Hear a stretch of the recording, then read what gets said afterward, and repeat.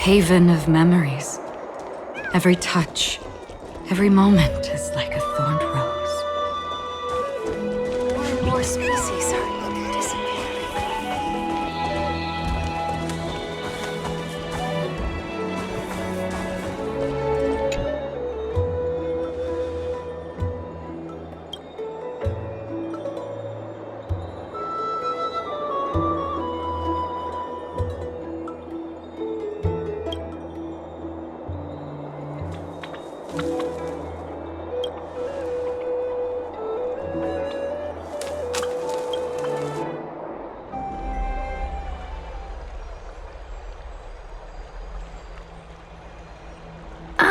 It's you, Cass.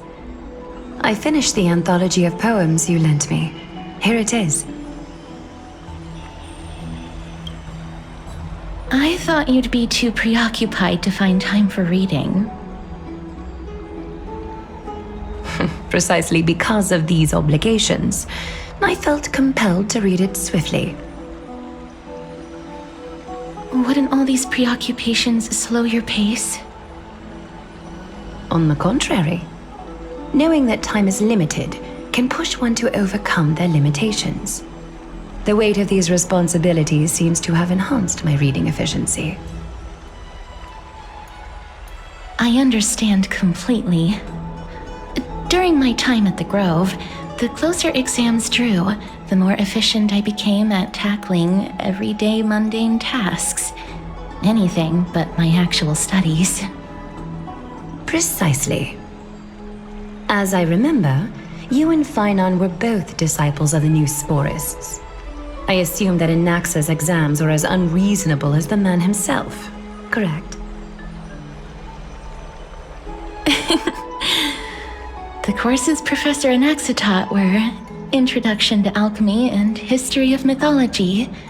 And to be perfectly honest, those two courses were the students' greatest nightmares.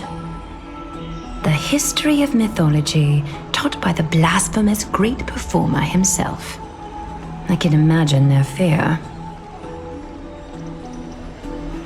Now that I think about it, students would often rush to the podium during class to challenge him on those blasphemous ideas. May I ask, Lady Aglaya, has your relationship with Professor Anaxa always been like this? He openly dismisses people's faith and questions the very justification of the Flame Chase journey. Our positions have been destined to be at odds. While you were studying there, I assume you must have heard of his nickname. A Dromus draped in finery? As I see it, this nickname is more of an insult to the Dromas.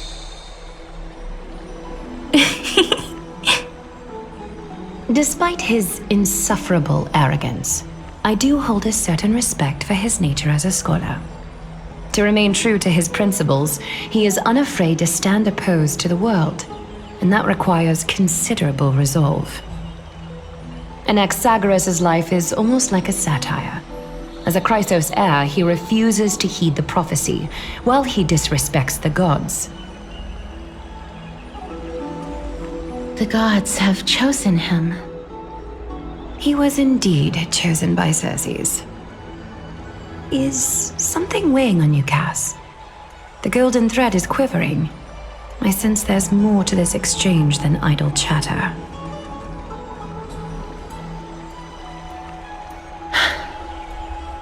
With all due respect, I'd like to know what you plan to do with him. In light of his assistance in the battle against the Flame Reaver, I am willing to grant him some time to find a way to remove the core flame.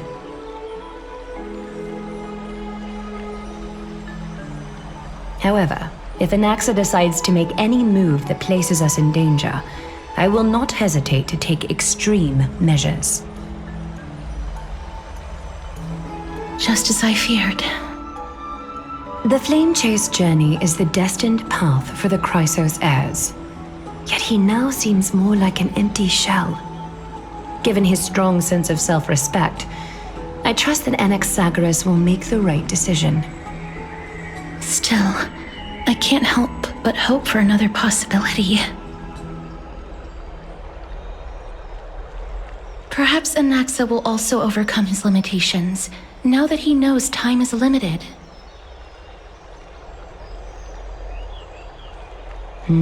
I understand your stance. Let's continue this discussion another time. But now, let's greet our guest. You're here. Does this mean you're ready to take on Orynyx's trial?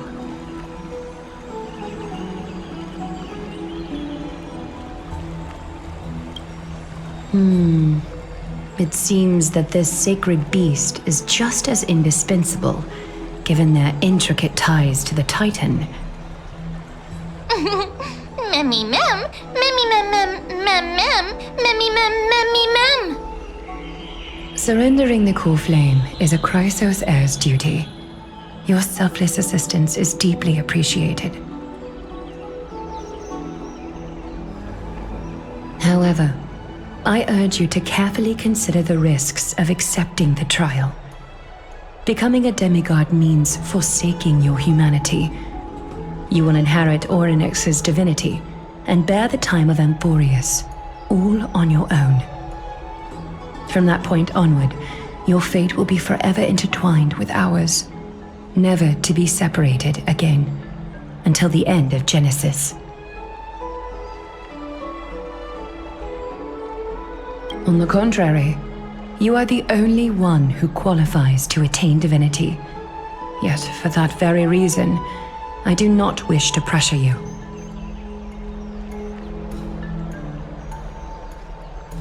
It's exceedingly rare to find a capable Chrysos heir. If this path proves unattainable, I am willing to lower my expectations.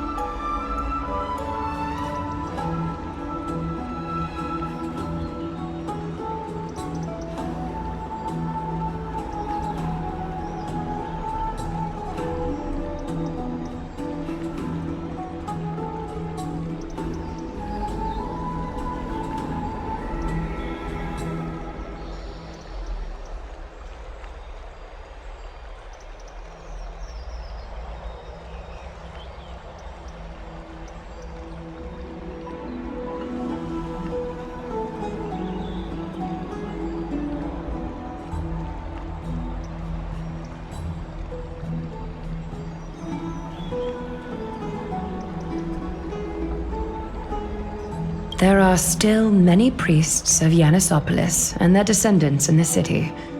If I'm left with no other option, I'll try to find someone worthy among them.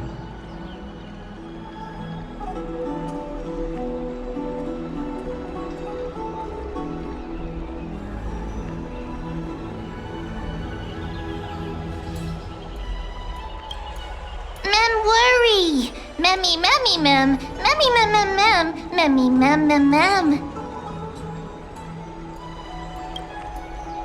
Mem, memmy, mem. Mem, memmy, mem, mem, mem. Hero. Memmy, mem, mem. Mem, mem, mem, mem, mem, mem. Memmy, mem, mem, mem, mem, mem. Mem, mem, memmy, mem, mem. Mem, memmy, mem, mem, mem, mem, mem, mem. Mem, mem, mem. Memmy, mem, mem, mem, mem. It looks like you know that Titan rather well. Memmy, mem, mem. Memmy, mem, mem, mem. Memmy, mem, mem, mem, mem. Mem, memmy, mem, mem, mem, memmy, mem, mem, mem. Memories that exist outside of your own experiences. I can't explain why, but I can vouch for Mem's words.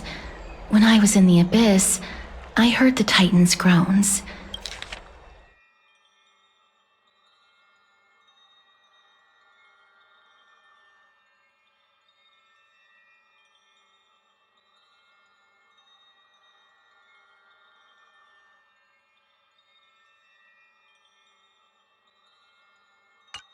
Full of pain and grievances, yet without any ill will.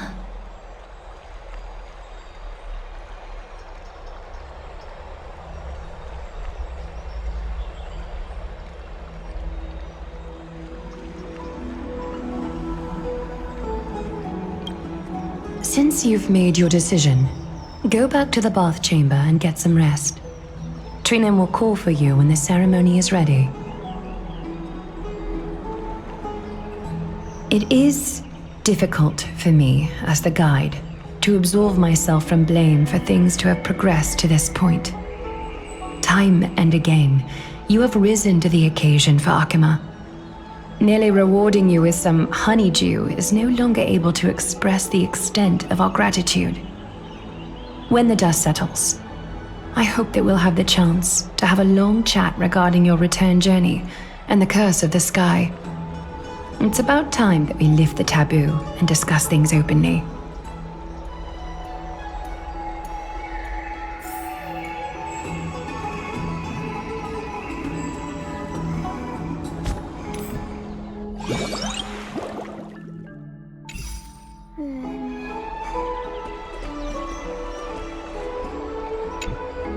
Miss, may everything go well for you and Mem. It's nothing. I only came to discuss some matters with Lady Aglaya. Previously, I lent her an anthology of poems that Lady Trianne had gifted to me. Tracing back, this anthology was something left for Lady Trianne by a bard before their passing.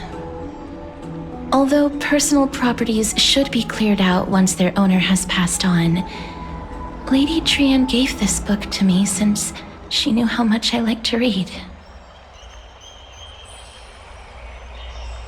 It just contains an allegory. In a faraway land, in a city known as Styxia, a dragon corrupted by the black tide descended one day, swooping upon the city like death itself.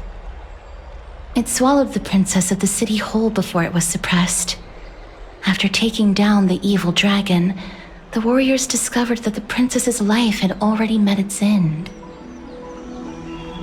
Overwhelmed by grief, the queen hired an alchemist to resurrect the princess using the dragon's flesh and blood. However, having lost memories of her previous life, the resurrected princess turned into an evil dragon herself and wreaked havoc on the city. As a result, the prosperous Styxia met its demise.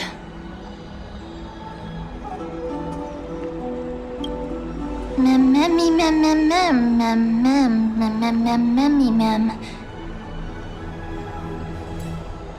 The author of this book is Archepia, a wandering bard who traveled to many cities. Among the things she left behind are poems, dictionaries, and many tragicomedy scripts. She even clearly underlined and took notes in books that covered myths with her elegant handwriting. While flipping through these books, I felt like I was afforded a glimpse into the life of Archepia. It felt just like I was traveling with someone that I'd never met before. It was as if she had yet to pass on and was still alive.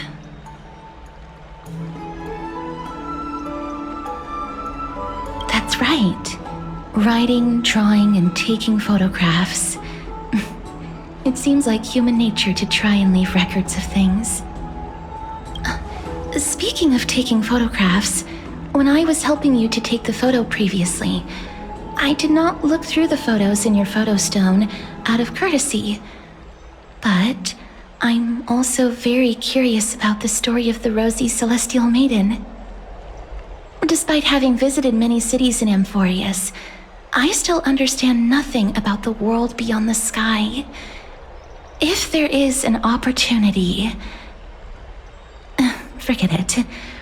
Let's talk about this in the future. For now, I only hope that you'll be able to complete the trial safely and obtain Orynyx's blessing.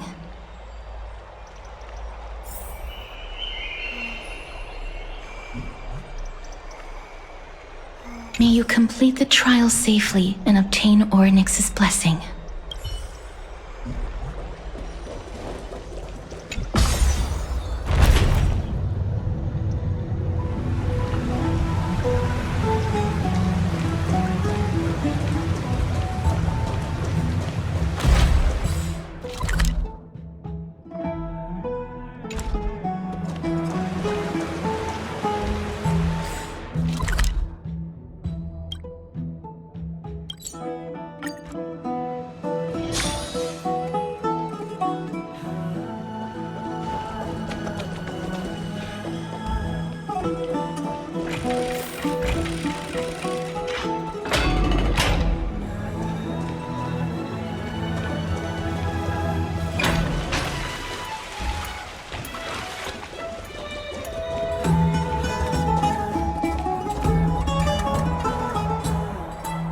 That's right. Oh, partner, you're back just in time.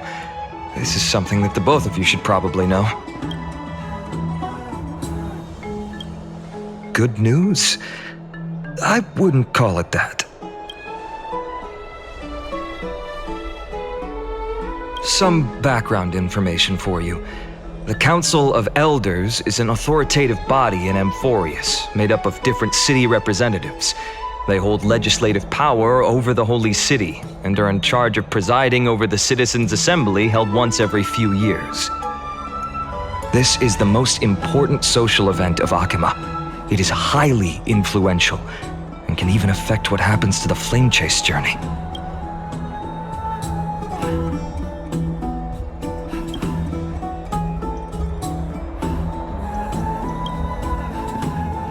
Despite her vision and wisdom that spans across thousands of years, even she cannot win over the hearts of everyone. Every 5 to 10 years, the Council of Elders organizes a citizens' assembly at dawn. During the assembly, the representatives will vote on major issues such as whether the Chrysos heirs led by Aglaya should still hold the right to govern the Holy City, and whether the Titan's conquest should continue. That is correct. However, the problem lies in the fact that there are ill-intentioned extremists in the Council of Elders. They view the Citizens' Assembly as a way to restrain the Chrysos heirs and hope to take complete control over the Flame Chase journey. We can refer to them as the opposition. During the assemblies held in the past 100 years, the voices supporting the opposition have been growing stronger in the shadows. It's only thanks to Aglaya. The Citizens' Assembly is just around the corner. But this time, there seemed...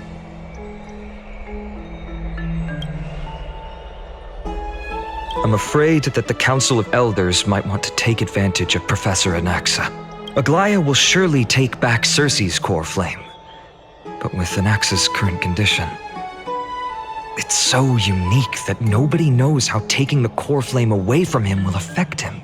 He has always been someone that is only concerned about his own research. I'm certain that he must want to escape from the monitoring of the Golden Thread and protect himself. If the opposition were to offer an olive branch at this time...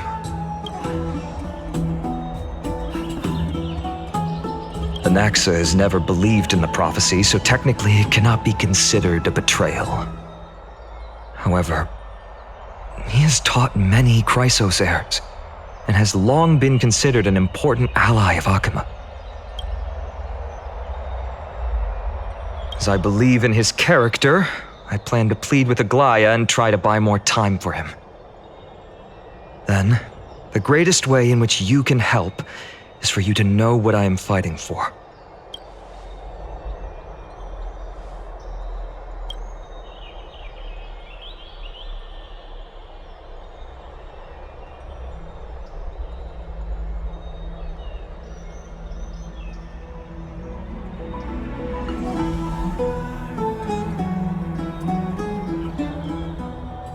Allow me to apologize for the fact that we always seem to be troubling you.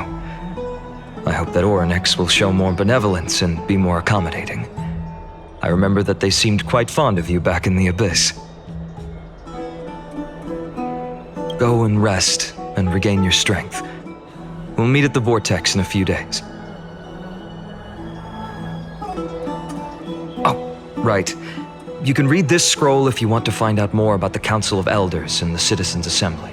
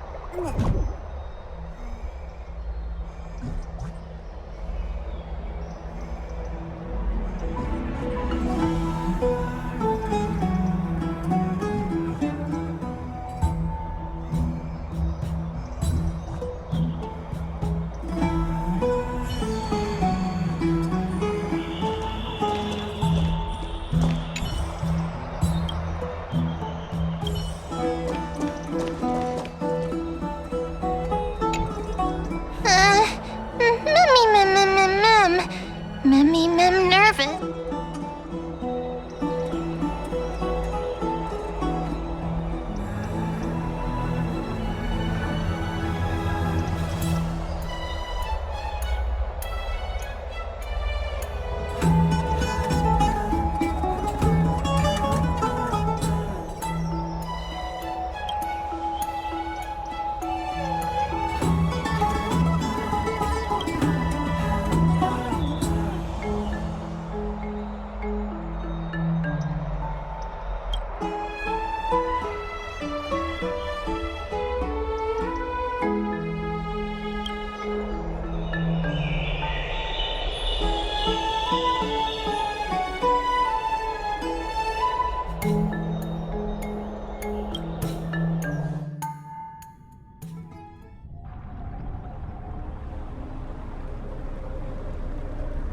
Esteemed one, Orynyx's vacant totem awaits. If you have already made your preparations to become a pillar of Amphorius, please, step forward.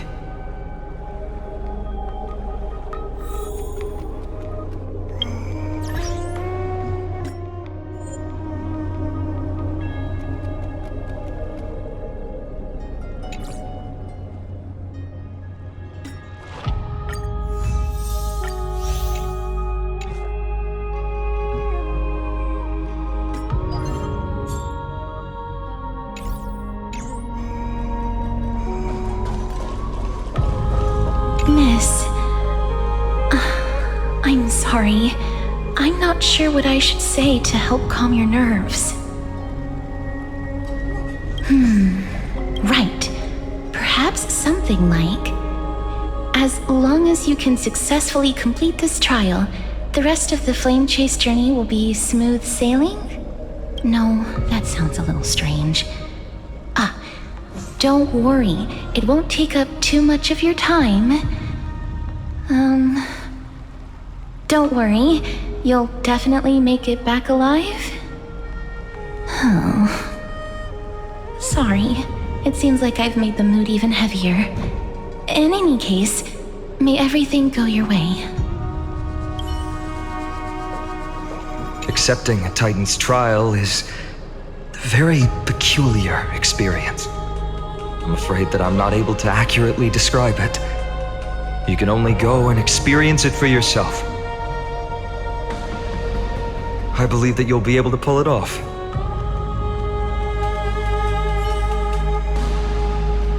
Accepting a Titan's trial, I believe that you'll be able to pull it off. I can still vividly recall when you entered the vortex of Genesis for the first time.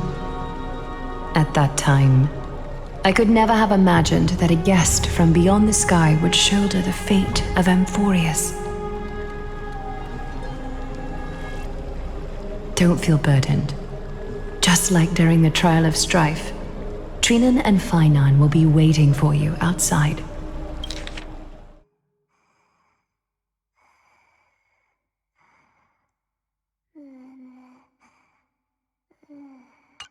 If something unforeseen were to occur, they will intervene in the trial and rescue you. May Kefali bless you.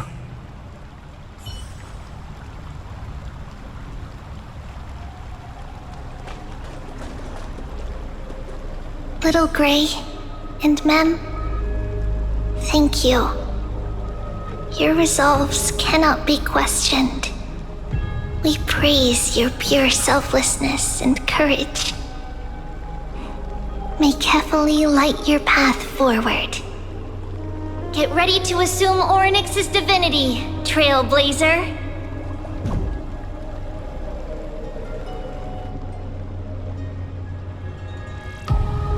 The divine position of Orynyx has already been vacant for some time.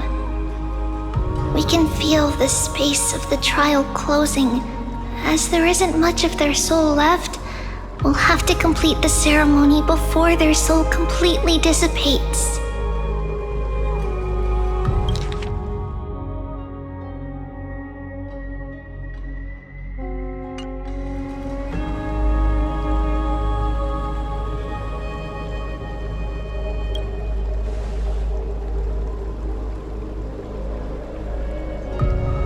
The eighth core flame coveted by the miracle that once belonged to the great Veil of Evernight, Orynyx.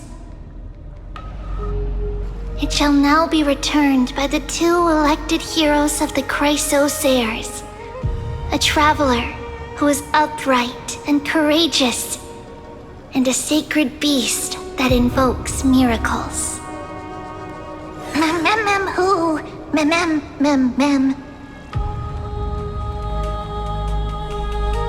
Both of you, please, come forward.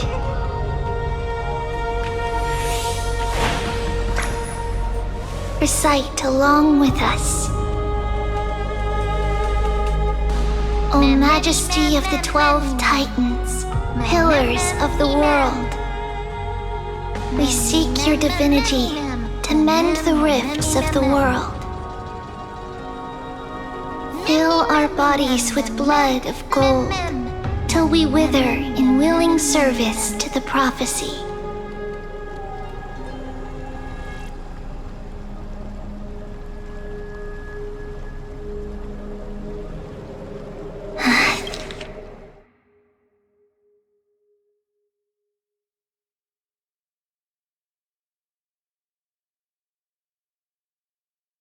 These are just words meant to make the prayer seem more solemn. Please, focus.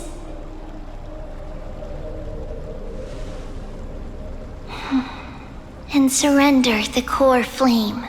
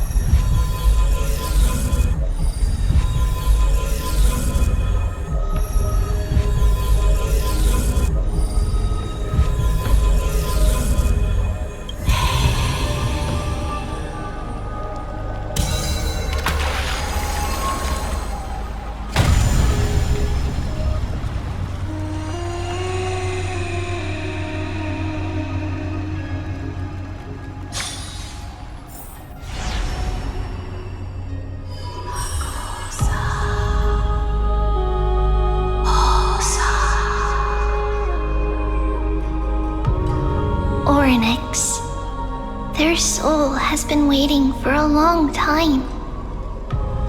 Perhaps they're also quietly waiting for the arrival of their successor.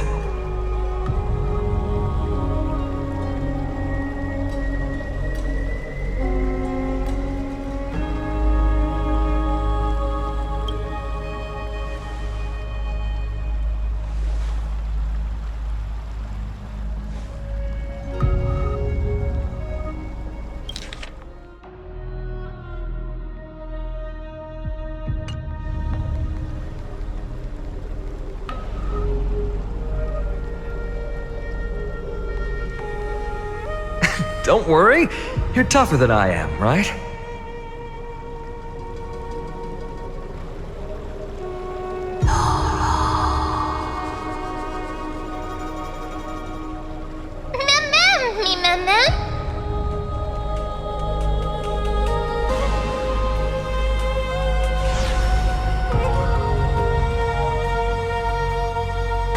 Traveler from beyond the sky, let us pray that the Titan acknowledges your worthiness. Although she loves cracking jokes at inopportune times, her determination is as strong as the Chrysos heirs. She will definitely succeed.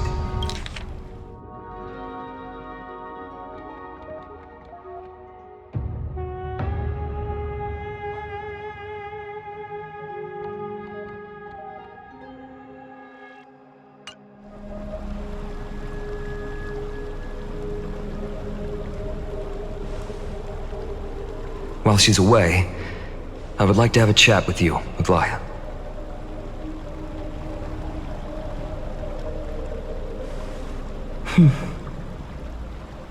Speak. I'm listening.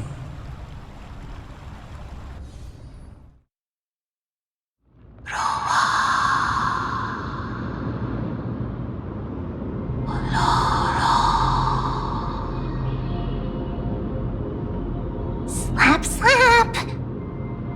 Wake up!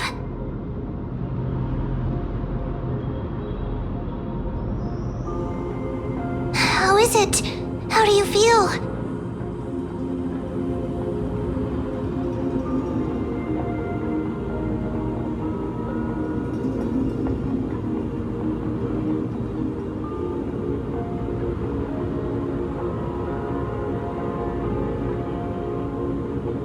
Right?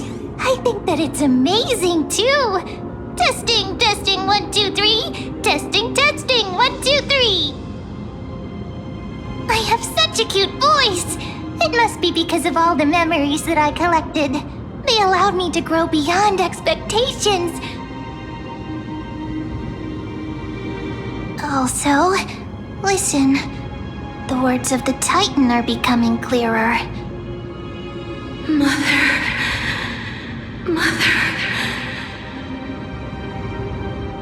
It hurts. Have I finally reached the end? Are the years of isolation coming to an end? Onyx. Oh, how heartbreaking. Ever since the figure draped in the black cloak robbed them of their core flame, they have been relegated to waiting in isolation in such a confined space. We are going to help alleviate their pain, right? Memories broken. Mother, where? Mother? Who are they calling out for?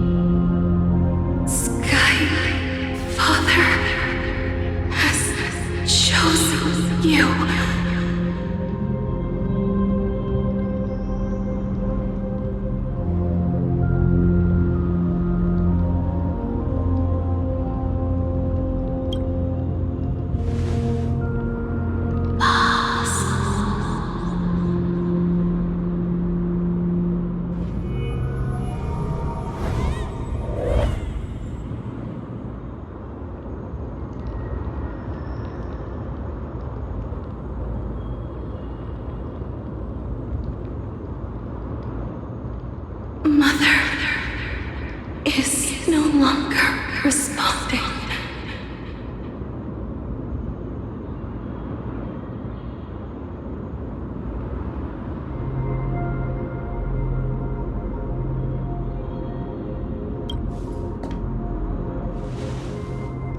Something important.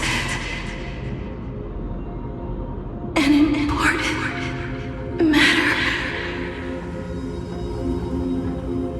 Oryx, listen to me. Aren't you tired? Throughout the long years, you have always been protecting the fate of Amphorius. Each time people draw strength from within their memories, every single ripple falls onto your shoulders. There's no need for you to bear this any longer, Oryx. From today onwards, someone else will bear time on your behalf.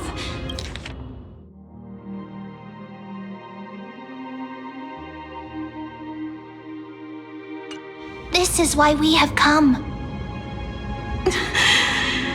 Freedom. Freedom.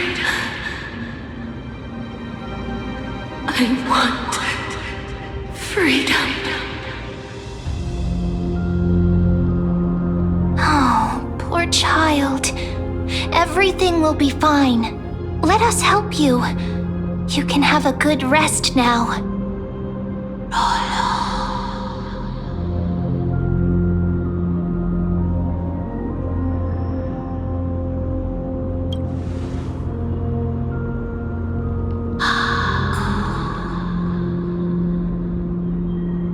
You have potential, strength, willpower, powerful, and tenacious.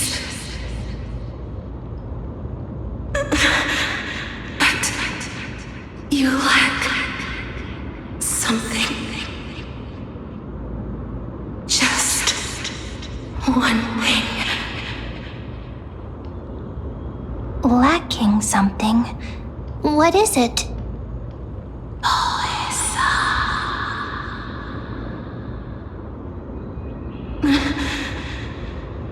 What you lack is a future.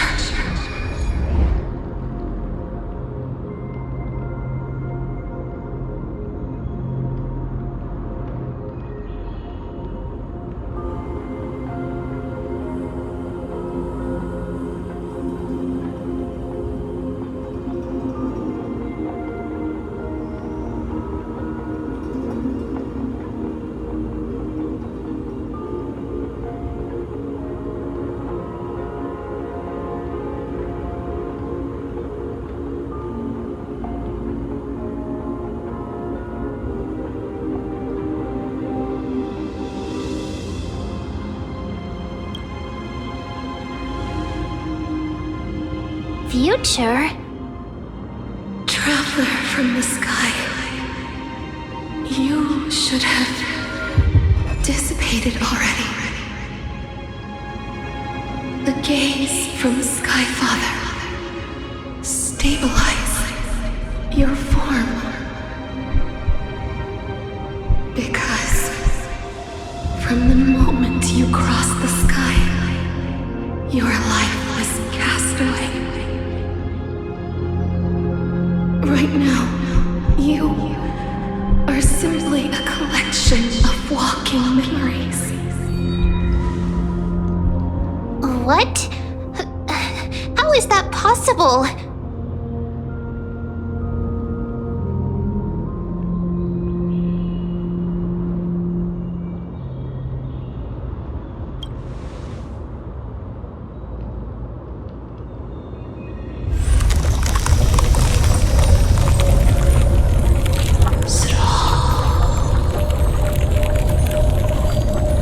The space is collapsing.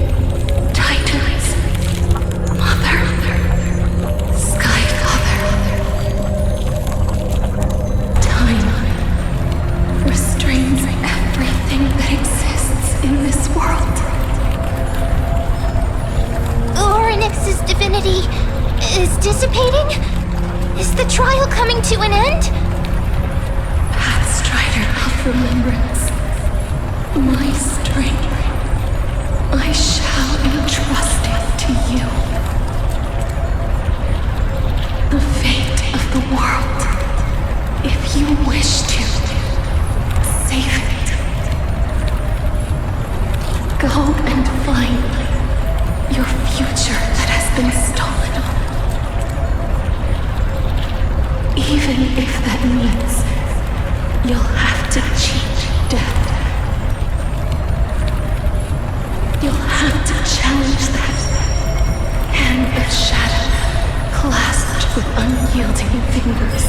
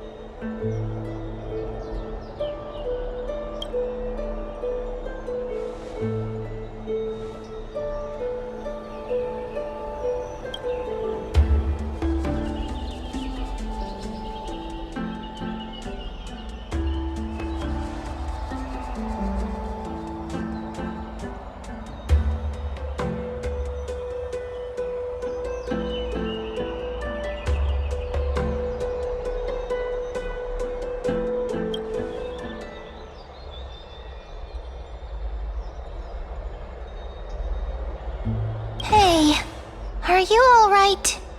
I heard you two talking about Thanatos. Cass is also very concerned about the warning. She has left the vortex and returned to the garden. Shall we go and look for her? Thanatos is the Titan that Cass has always been looking for.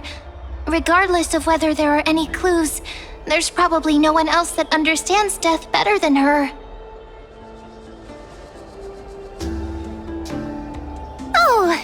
right. There's something that I have to tell you. The Chrysosairs already know everything that has happened to you. I was too worried, so I told them everything. Please don't hate me, okay?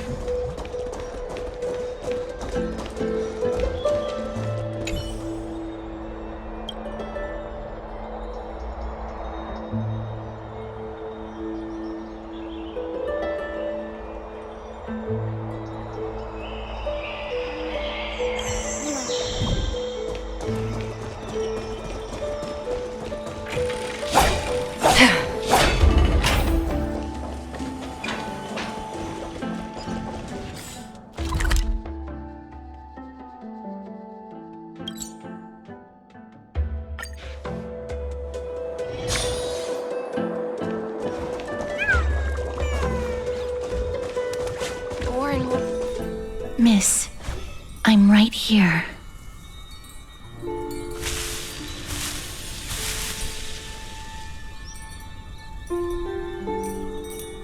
Please stay there and slowly turn around.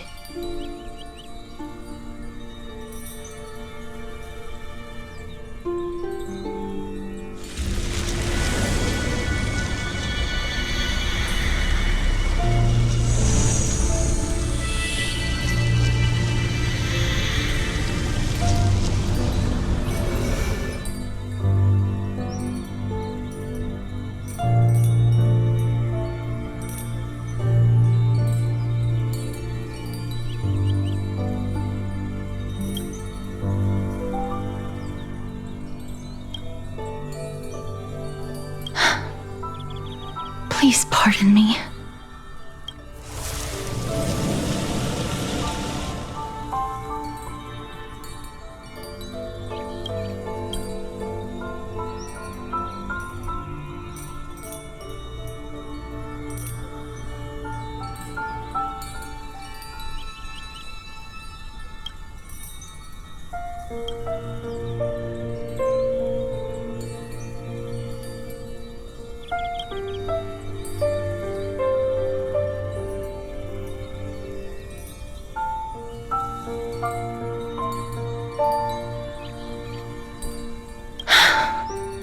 Just as I expected. I cannot feel anything.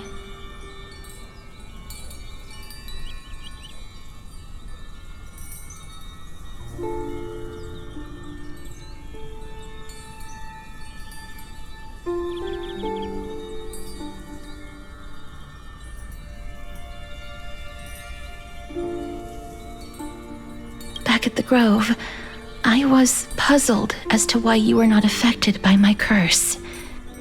I thought that it might have been the special ability of a traveler from beyond the sky. Never did I expect that this would be the true reason.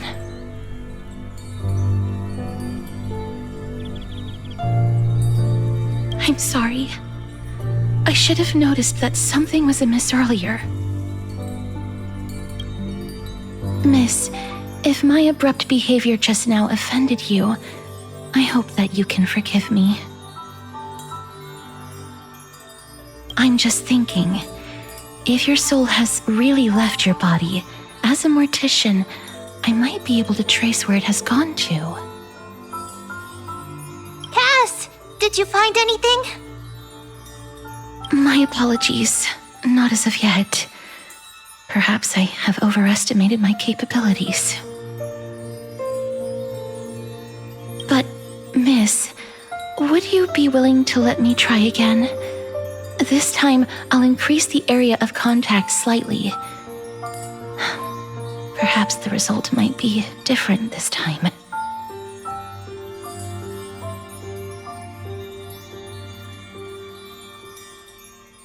I have never touched the living in this way before. If my actions are in any way disrespectful, I hope that you can forgive me.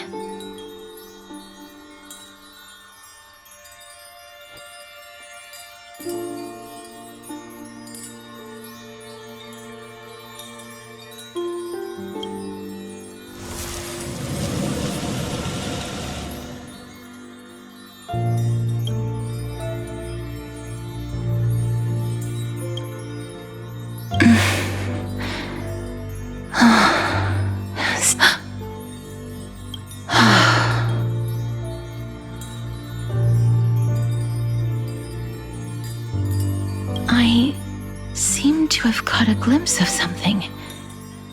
Your soul is currently roaming someplace and cannot find a way to escape. But perhaps it might not be a bad thing. If your soul is still wandering around, it means that we still have time. We have a chance to find it before the fingers of Thanatos sweep everything away. Clues. Just a few more. I need more guidance. The connection has been severed.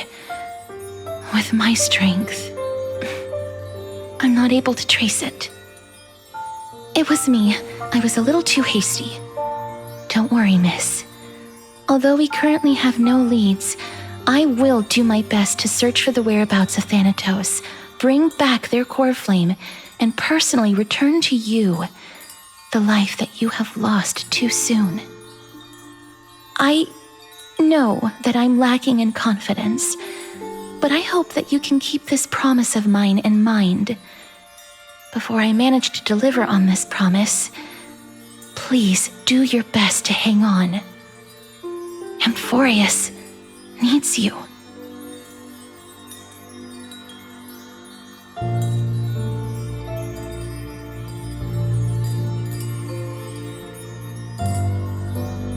Lady Aglaia and Lord Finon are currently discussing some matters in the paths. They're worried about you too.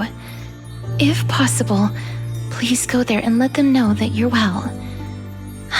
Although, I don't actually know whether your current situation can be described as well. Also, please accept this Styxian fable. Reading can help one to focus and relax. I hope that reading this can help tide you through this difficult period. More and more species are disappearing.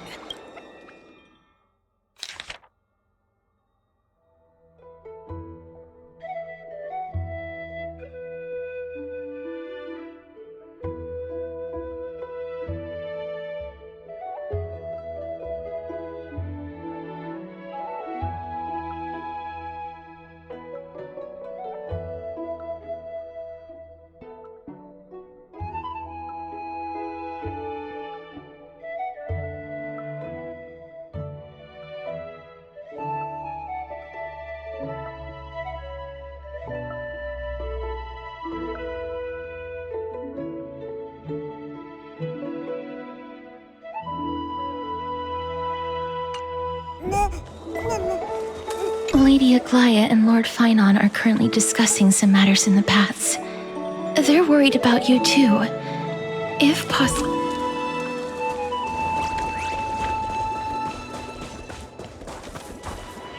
If you can get there on foot, then don't bother using the Century Gate.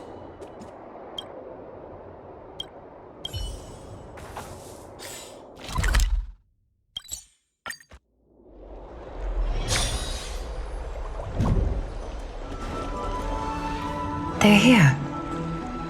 That partner! Hyacinth said you definitely wake up. How do you feel?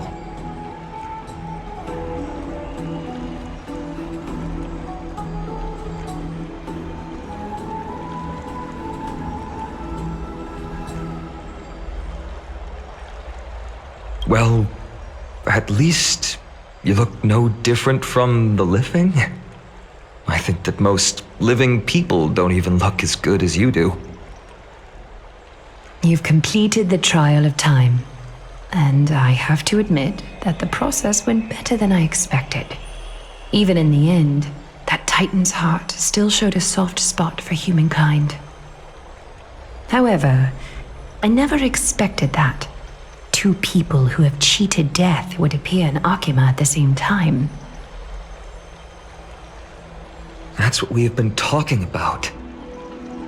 Mighty has been in Akima for such a long time, but has no one thought to study his indestructible body? If there were even any minor breakthroughs, we wouldn't be as clueless as we are right now.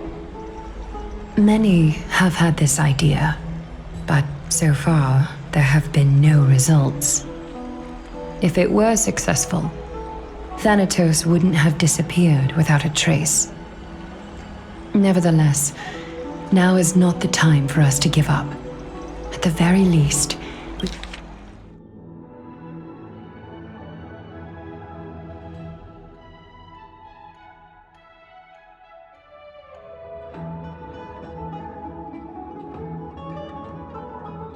we can still see a glimmer of hope.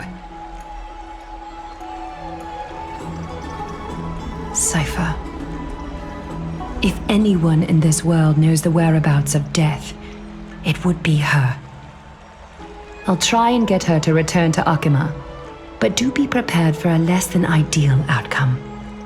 Please understand that throughout the history of Amphorius, no one has ever managed to escape the clutches of death. At the end of time, Thanatos silently awaits all.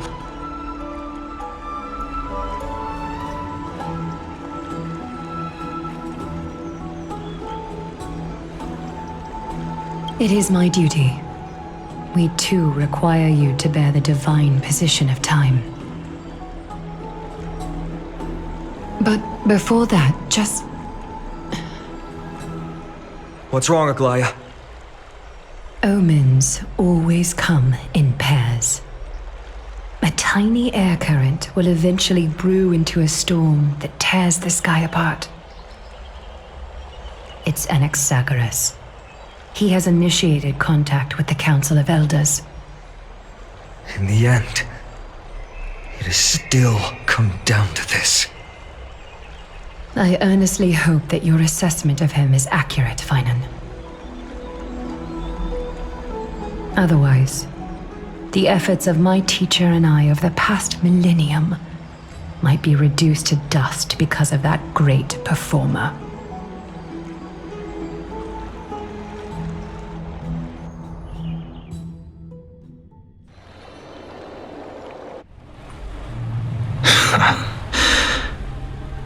I'm back here again.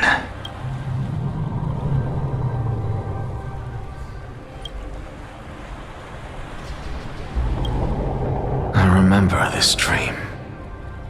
This realm is covered in a silk-like fog, and the land is barren and harsh. The crowd of travelers leaves tracks everywhere. Hey! Excuse me! What is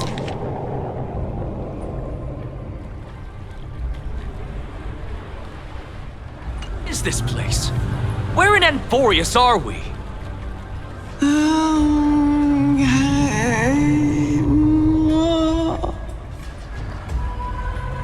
The mutters of the traveler are in a language I'm unable to comprehend. Or perhaps they're just distracted and ignored my question. Tell me, which Titan reigns over this land? And how do I find them?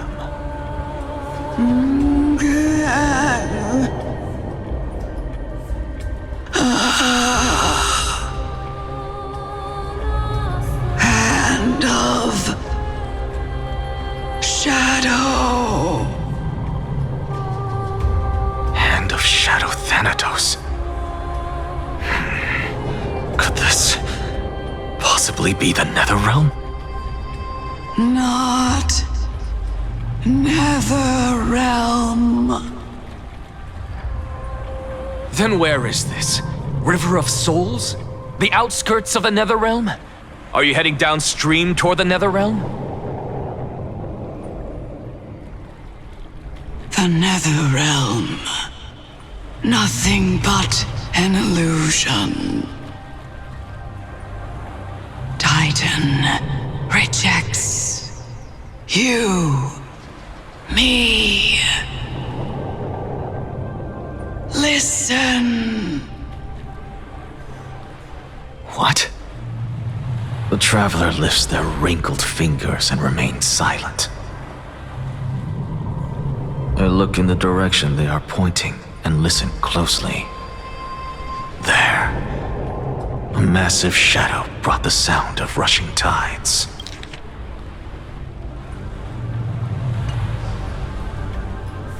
The sound of tides.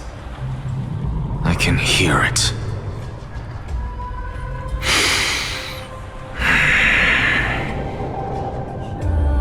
I hear it, deep within the tides, beyond the closed gates of the void world. A voice, about to recount something. Child of humanity. Is it death's embrace you yearn for with such urgency?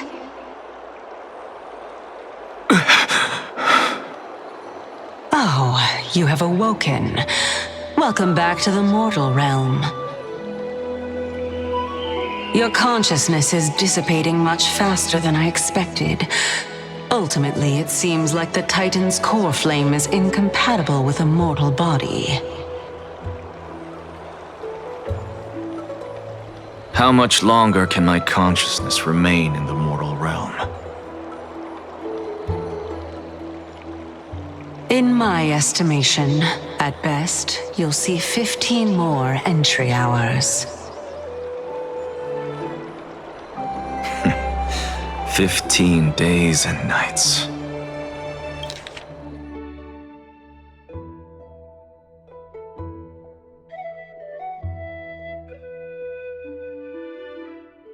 What is it? Are you finally starting to become attached to the mortal world now? On the contrary, 15 days feels a little too long for solving a singular problem.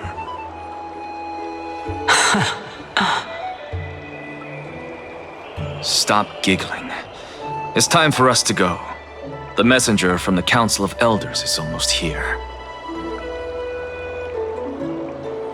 Let me ask you one more question. Are you really planning to betray Aglaya's will? What betrayal is there to speak of when I was never loyal to her to begin with? What about that white-haired student of yours? Acting so recklessly, do you not care about what might happen to him?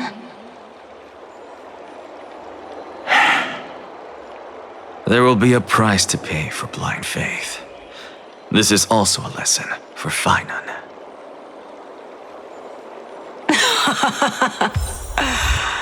You truly are a strict teacher. Of course. This is how I've always been.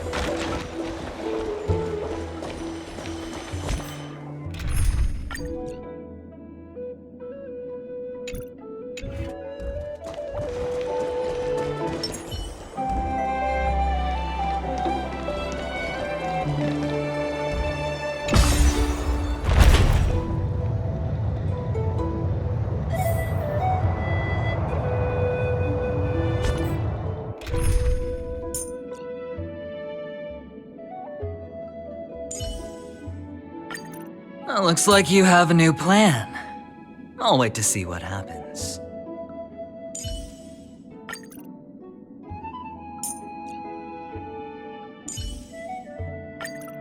Stop saying weird things! Professor, what will you be teaching this time?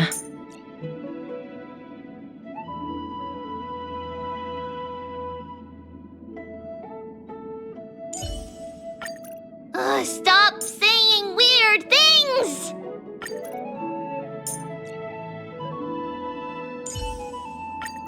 You're better off believing in me than believing in prophecies.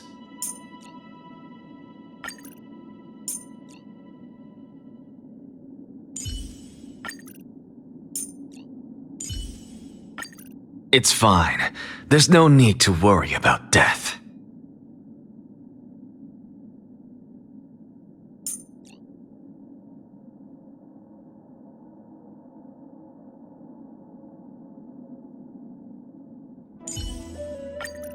Looks like you have a new plan. I'll wait to see what happens.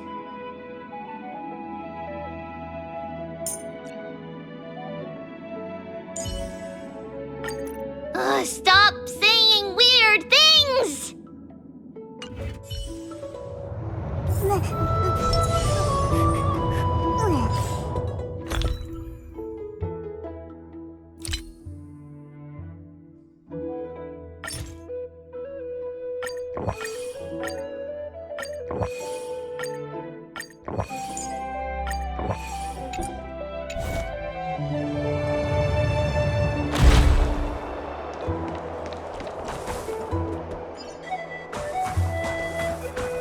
Sorry to keep you waiting, Lord Anaxagoras.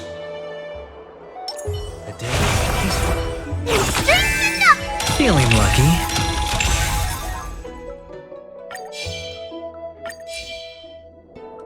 Feeling lucky. It's been a while, Lord Anaxagoras. I greet you on behalf of all the citizens of Akima and express my deepest regret about what happened at the Grove of Epiphany. It's you. I never expected that you would personally come and meet me. By carefully into Lantern above, I have come as a testament to the justice of the Council of Elders. There are Antikytherans here? They have been a rare sight ever since the Chrysos War. I extend to you my utmost respect, revered Titan. I am Lycurgus, though you may call me Lygus, holding an honorary position within the Council of Elders in Akima, and as the Theoros, I stand to protect the right of all upright citizens to express themselves freely. You can see them too? You know about us. We Antikytherans perceive the world through the amplitude and frequency of souls. Just as I am conscious that Lady Aglaya is secretly listening in on our private meeting from afar, if necessary, Lord Anaxagoras, I can sever the golden thread to protect your fundamental rights. The demigod should know better, for such is her station. Spare those poor threats, and just let her listen to my words. They shall serve only to unveil her own folly. May I interpret this as you having a countermeasure? I need not any plan, because she can do nothing other than petty espionage. As the Citizens' Assembly approaches, and with Orynyx's fall, any attempt to capture the core flame within me will only usher chaos and calamity, a truth she undoubtedly comprehends. While I, Anaxagoras, serving as the Grove's special envoy to Akima's Citizens' Assembly, have long known the extent of your abilities. Let's forego the formality of asserting authority, Lord Lygus. Lead the way.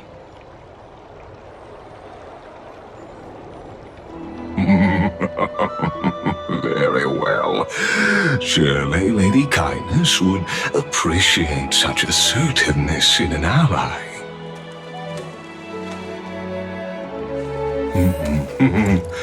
She's been waiting. Follow me, please.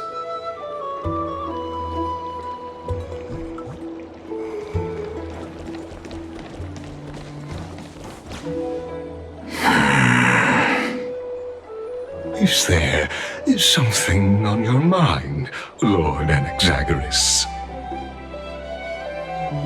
Nothing, really. It's just a question that I contemplate every time before I ascend to Dawncloud. For the Titans, does the falling equate to death? Ah, a pondering truly deep. Time is on our side. Do you mind sharing your reflections with me? While all living beings must ultimately face their demise, Kefali has yet to meet theirs. Their journey continues unhurriedly along this long path. Are you suggesting that Kefali may not have truly passed? Yes, for dying implies an ongoing process, an action, whereas death signifies a static state, a definitive termination. In contrast to mortals, Titans exist on a grander scale of space and time, thus elongating their passage into death. The notion of their fall is but a misinterpretation born of mortal ignorance. Ah, an intriguing concept, albeit challenging to substantiate. After all, Kefali has maintained a profound silence ever since the era Arasa, while scholars and priests alike have conveyed the message of the gods' imminent fall. Perhaps the gods, in their arrogance, deemed it beneath them to reveal their perspectives to mortals.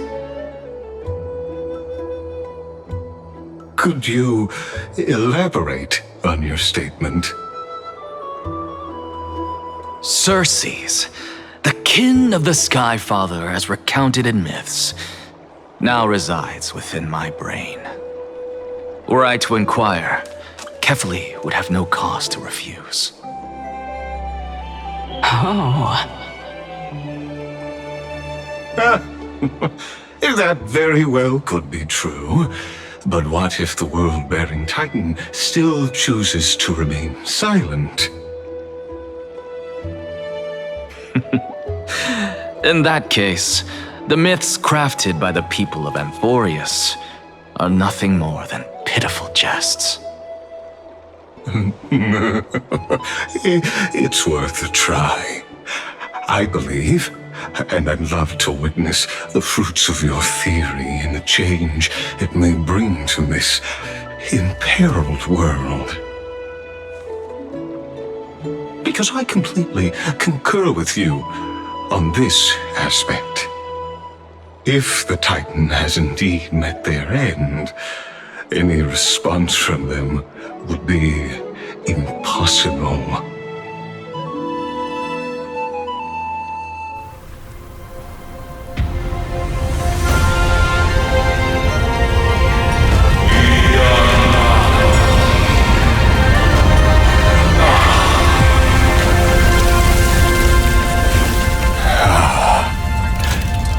Please, Professor.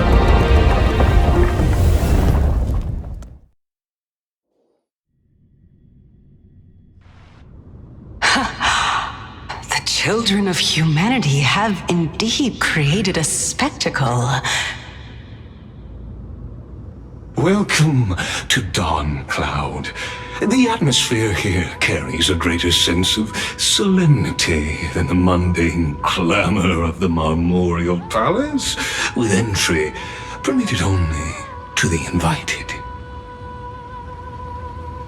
Only esteemed beings grace this place, and among them I've received priests, scholars, warriors, and now we even have the honor to be in the presence of a Titan. Oh, what a joyous occasion. Once deemed a blasphemer, now a surrogate for revered divinity. The honor should rightfully be mine, shouldn't it? I'll notify Kindness and the others of your arrival. Kindly wait for a moment. A soldier will be here to guide you shortly. In the meanwhile, you are welcome to explore the vicinity, but kindly remain within the guard's view. Delaying the crucial meeting is something none of us wish to see, I presume. I'm well aware of Kindness's methods. There's no need to emphasize that. As you wish. Your cooperation is much appreciated.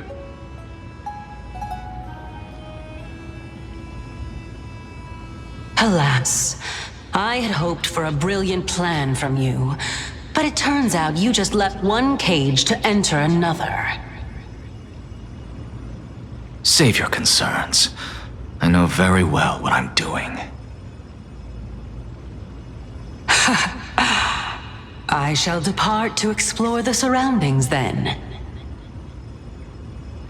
Now that I look around, I wonder if there are any murals bearing my portrait around here. I'm quite intrigued to see how the children of humanity beyond the grove perceive another Titan. Off you go. I won't be joining you. This Titan appears to be quite at ease. I should investigate the Council of Elders' recent activities first. Be aware, I can hear you perfectly well from here.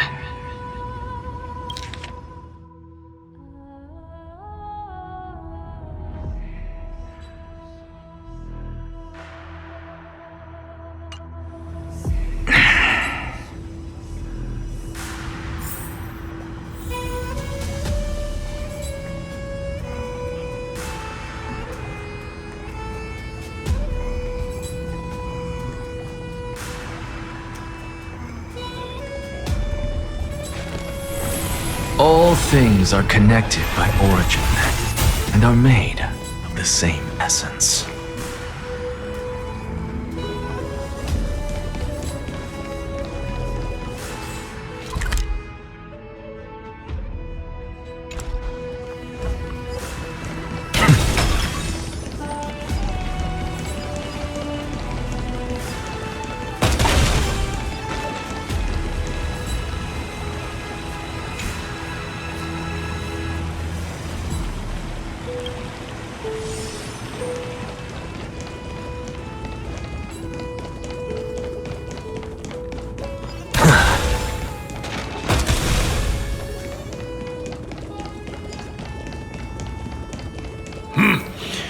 Even blasphemous scholars can come here, it seems. Looks like my presence here is quite unwelcome.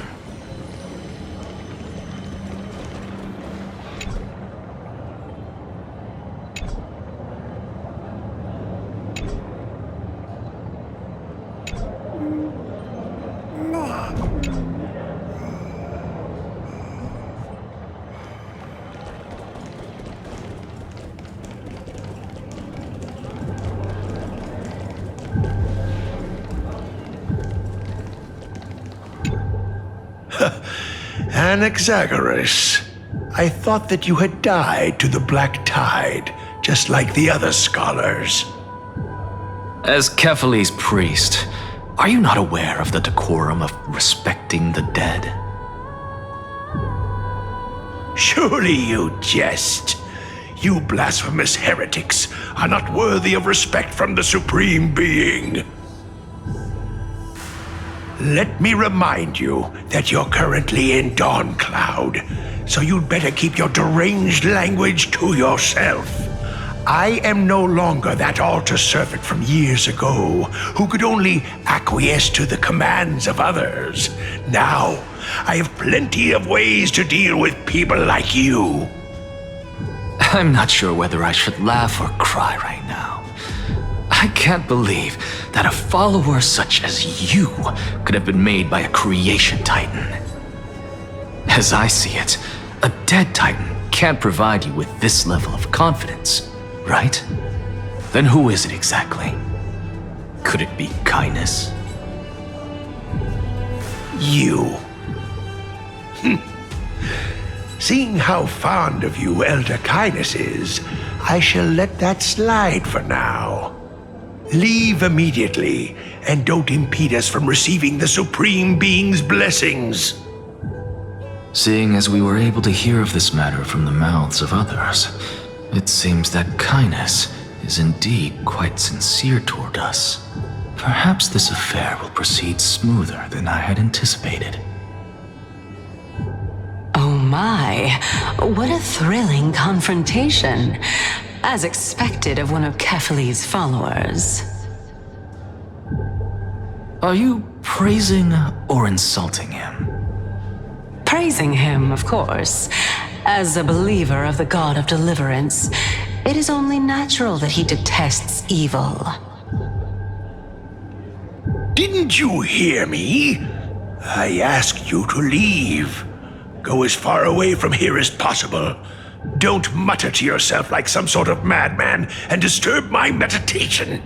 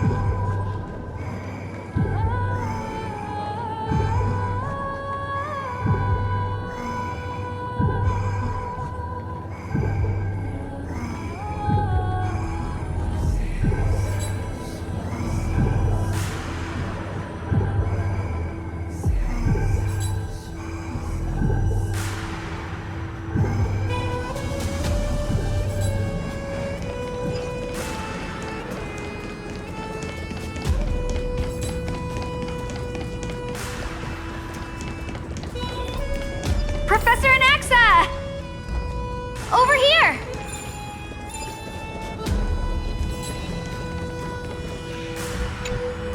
Professor Anaxa? Word has it that the scholars of the Grove valiantly perished resisting the Black Tide. To find you here safe and sound, thank the Fates. You could say it's the Fates toying with us. It's only the Krymnoans and Idonians who chase glory through death.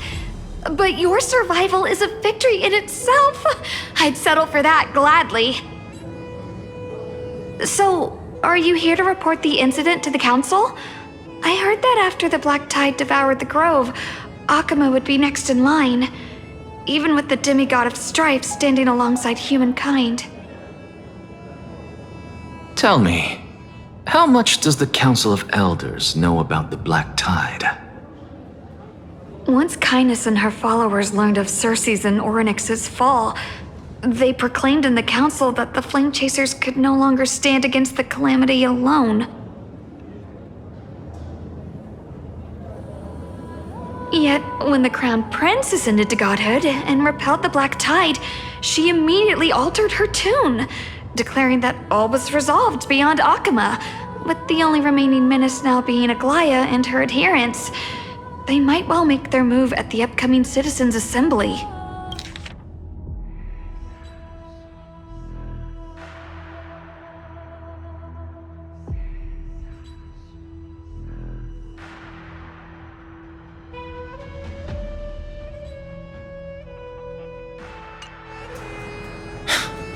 No surprises there, those shifty opportunists. Thank you for your honesty, virtuous student. Being an opportunist could very well be a facet of wisdom. Shouldn't you be searching for murals of yourself? I've had enough of your prattling. I was really curious to see how you would find the middle ground between both factions, so I came to listen in. But it seems as though this Kindness is much more ruthless than Aglaya. If so, why do you want to work with her? Could it be that perhaps you've decided to readily surrender this hollow shell of yours, just because you feel like death is fast approaching? I'm afraid you'll be sorely disappointed if that's what you truly think. I've had enough of this. Could the 15th entry hour arrive any faster?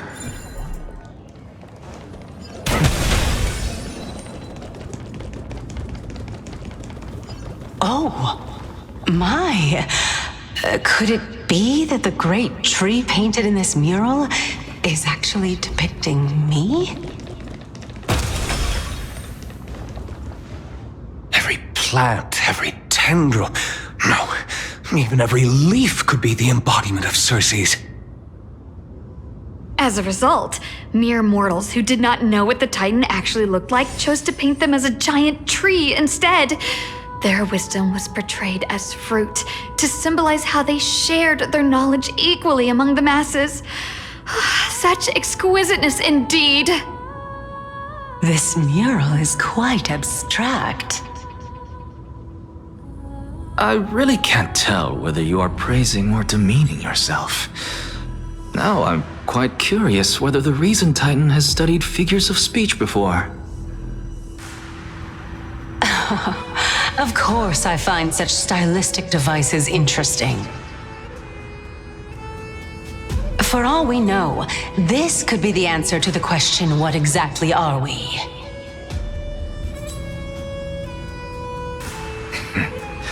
I, for one, am not willing to admit that I could look this ugly. Was this the reason why you failed in your attempt to refine my soul when you were ambushed at the Grove? Since you are aware of this, why did you save me back then? From my perspective, this point alone was enough to separate you from the average person.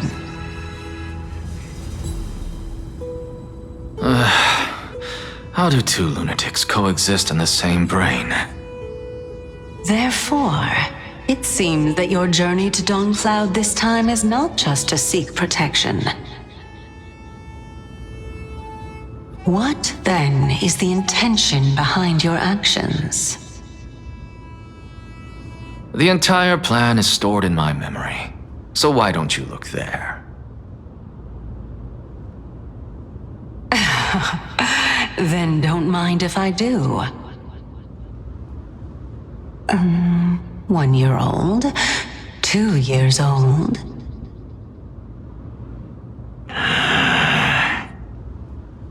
Oh my! Even a member of the preeminent 7 sages must hug his droma stall to sleep? How interesting. That's enough. How unusual. Your soul is actually trembling. This must mean that behind this toy hides a secret that nobody knows, right?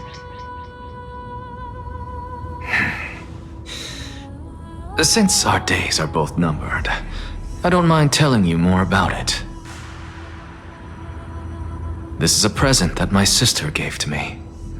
It's a doll that was made to look like our family pet.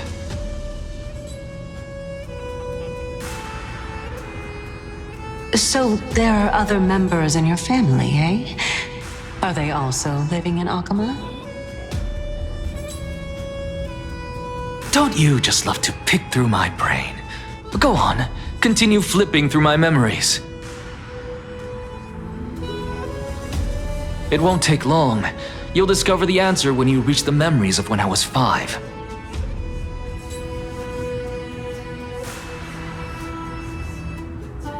Oh, the black tide is everywhere. I can't bear to look. When I was young, I couldn't accept this outcome either. Georios, Aquila, Kefali, and you, of course. Although I prayed to every titan that I could think of for help, my efforts were ultimately futile. This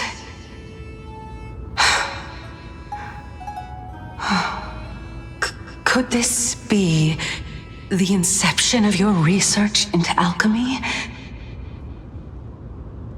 Indeed it was. Everything started from that verdant courtyard of yours. When I was pursuing my education there, I naturally also came to learn of Thelesis' theory as well. Oh, I remember that person. He was the one to come up with the concept of souls, right?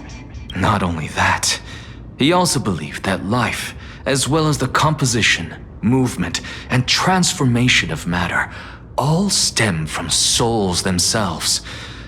This is why I thought that, since all living things stemmed from the same origin, why could I not sacrifice myself in order to resurrect my nearest and dearest? Anaxa, you... I did it, teacher! But this is absolute blasphemy. Regardless of how much freedom the Grove provides, such an act could cause you to be burned at the pyre. Your beloved, where is she now? Send her away from the Grove at once, to a place where nobody will ever be able to find her. Otherwise, the both of us will be judged by the Council of the Seven Sages. Calm down, teacher. My sister, she's still not in the mortal realm, even to this day. What do you mean? It was naive of me to think that I could snatch the deceased from Thanatos' grip by merely sacrificing one eye. Equivalent exchange. All I received for that price was but an opportunity to see her for one final time. Oh, let it go, Anaxa. As one of my best students, I cannot watch you go down the wrong path without doing anything to stop it. Never do something taboo ever again. Don't disappoint the deceased, and never harm yourself. If you can do that, this classroom will still be yours, and you'll have a chance to live out your own life.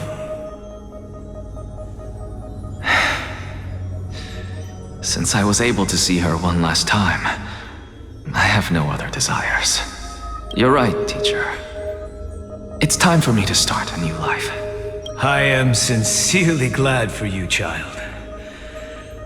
Now then, what topic would you like to study? I wish to continue Thelesis' research. Continue the research into souls, but you know that the Grove has long since understood his philosophy like the back of their hands.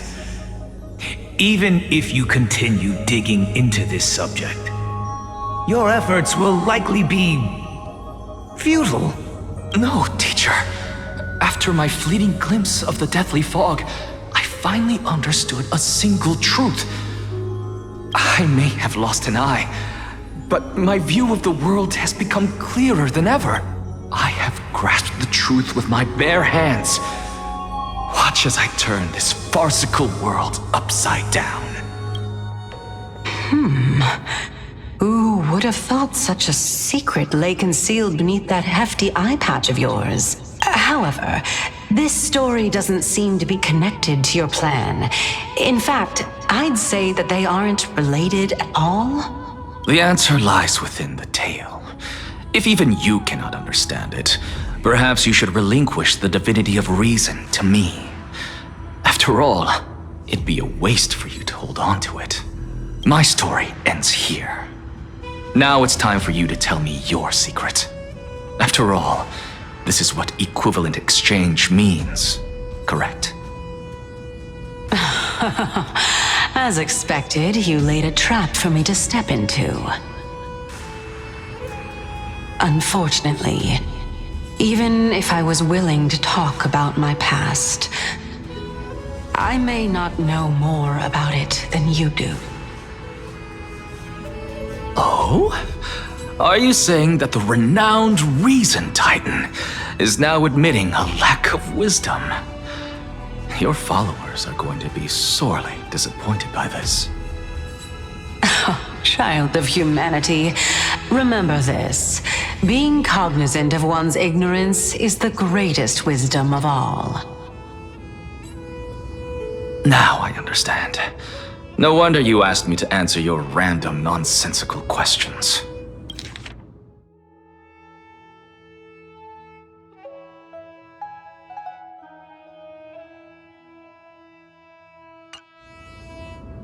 Not only that, you're the only one who can shed light on my query. Is that so? Lord Anaxa. I saw you muttering to yourself and was wondering whether you were caught in a delirium of reflective thought. I'm sorry to interrupt you, but time is of the essence. I have a message from Lord Lygus. Lady Kindness has met up with the Council of Elders and is awaiting your arrival, so please depart forthwith. It's finally time. Carefully. The one who created the world, and the one who bears the world.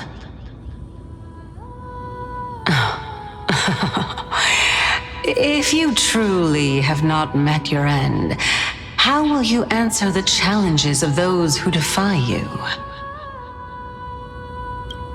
I didn't expect you to agree to Lady Kindness's invitation. What a wonderful turn of events. To tell you the truth, there are many people who hold grudges against that Lady Goldweaver.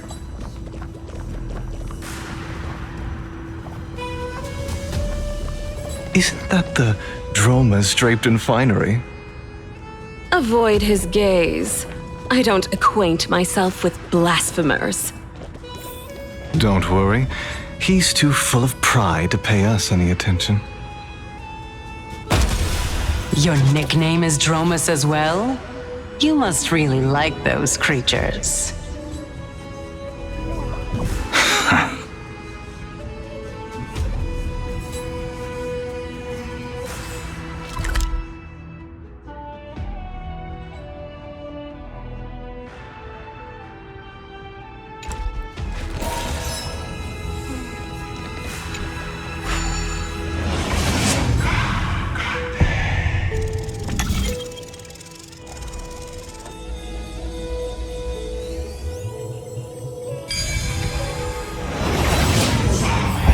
A student of Empedocles? I hear that his views run counter to the Venerationists. This is what being a scholar is about. A collision of ideas only occurs when there are differences in beliefs, and it is such collisions that lead to progress. Yet Lord Lygus and Lady Kindness are just ahead. I'll take my leave for now.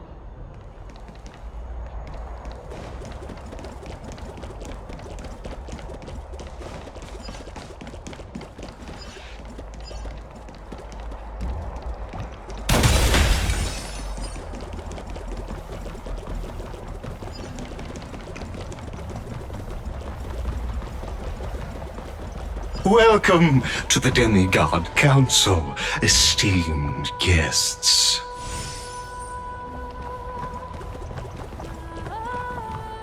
Lord Anaxagoras, I've heard so much about you.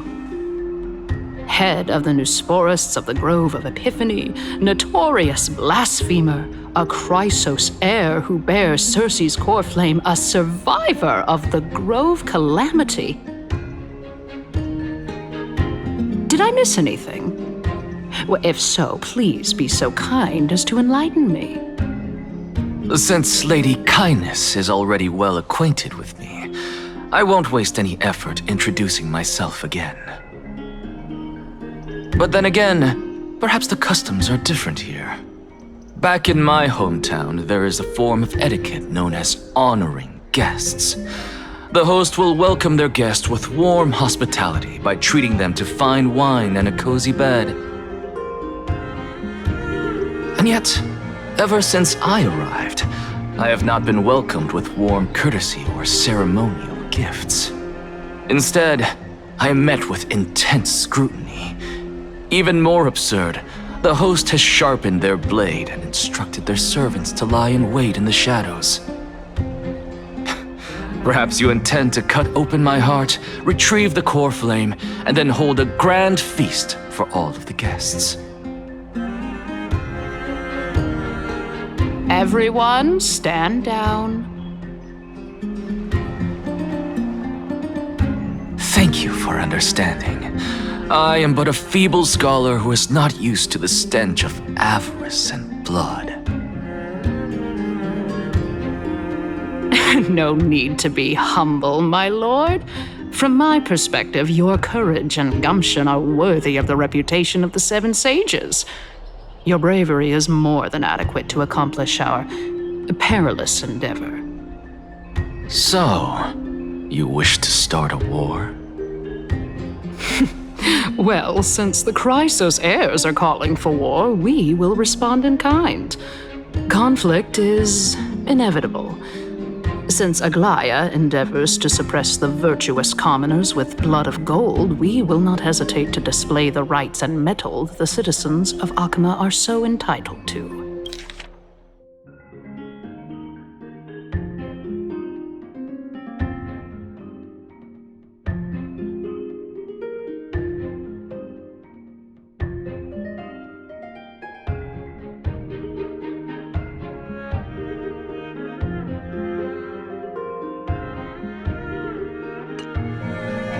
As to your question of whether peace is still a viable option, well, to that I can only say this.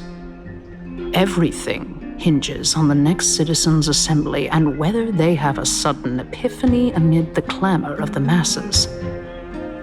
And since you, as a Chrysos heir, accepted our invitation, you have indeed given us a glimmer of hope.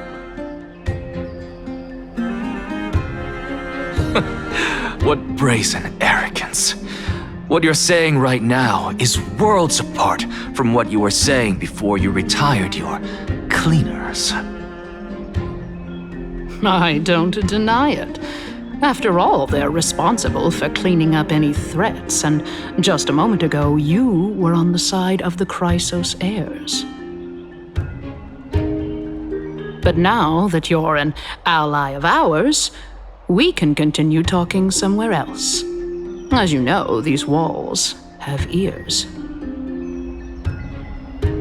I was fortunate enough to have the opportunity to discuss a treatise about the Venerationists with your teacher, Empedocles. Yet, it seems you subscribe to the Nusporists instead, Lord Anaxa. I've heard that this school of thought is one with many detractors.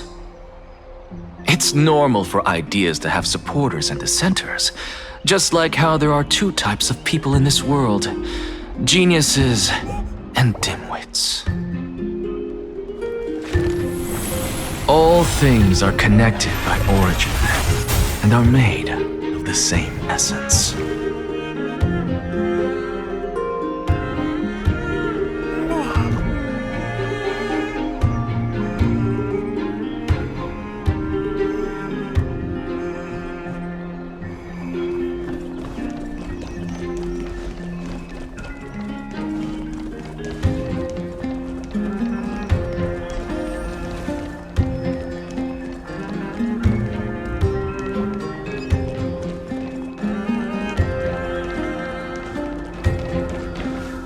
Welcome back to the hub of the Demigod Council, Lord Anaxagoras.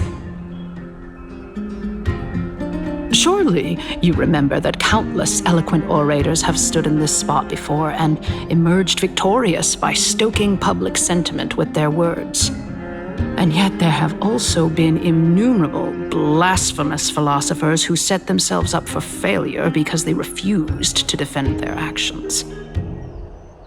This tiny stage is the most profound embodiment of Akama in centuries. In 15 days, this site shall also become the most important, as well as the final turning point in Akama's history. May the both of us carry out our duties with honor and lead the masses back toward the Erechrysia, a golden age with no death, strife, or trickery. Oh my, 15 days and nights. That aligns perfectly perfectly with the date of your demise. Could such a coincidence truly exist?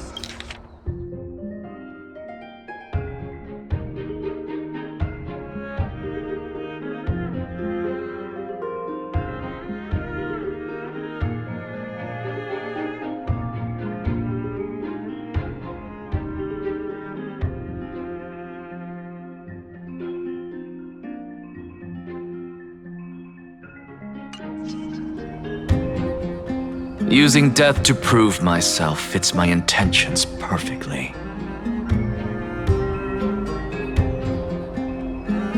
What strong conviction you have. As expected of the hero who dared to stand up to the Gold Weaver. As expected, she misunderstands you. That's enough, Lady Kindness. Dispense with the niceties.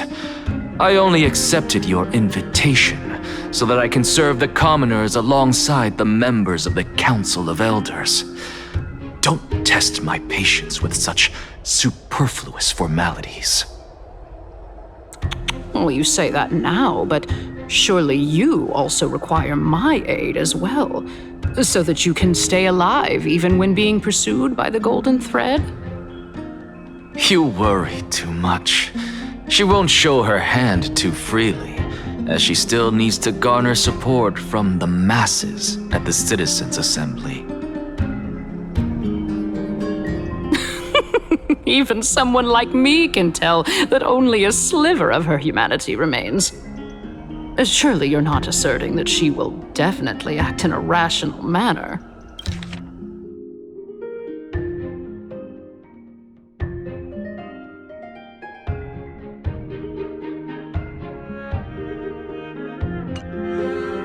As you're no doubt aware, Aglaia covets the core flame that I possess, which makes it the bargaining chip that allows me and the rest of you to negotiate with her.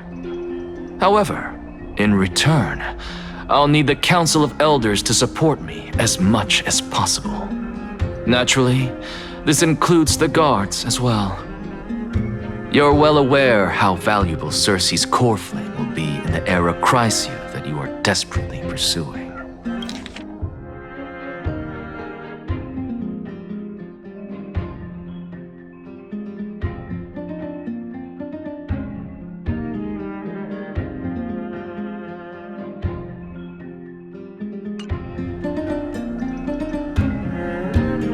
Talk is cheap, so you'd better act prudently as well.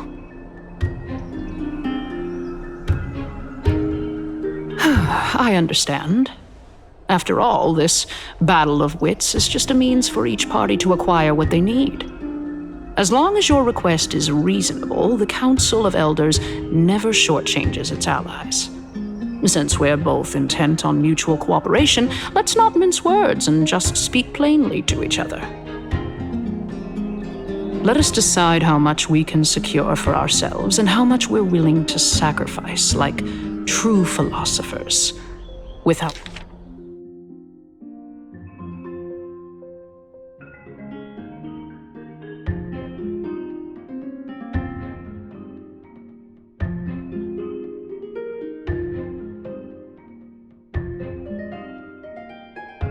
with our words and wisdom.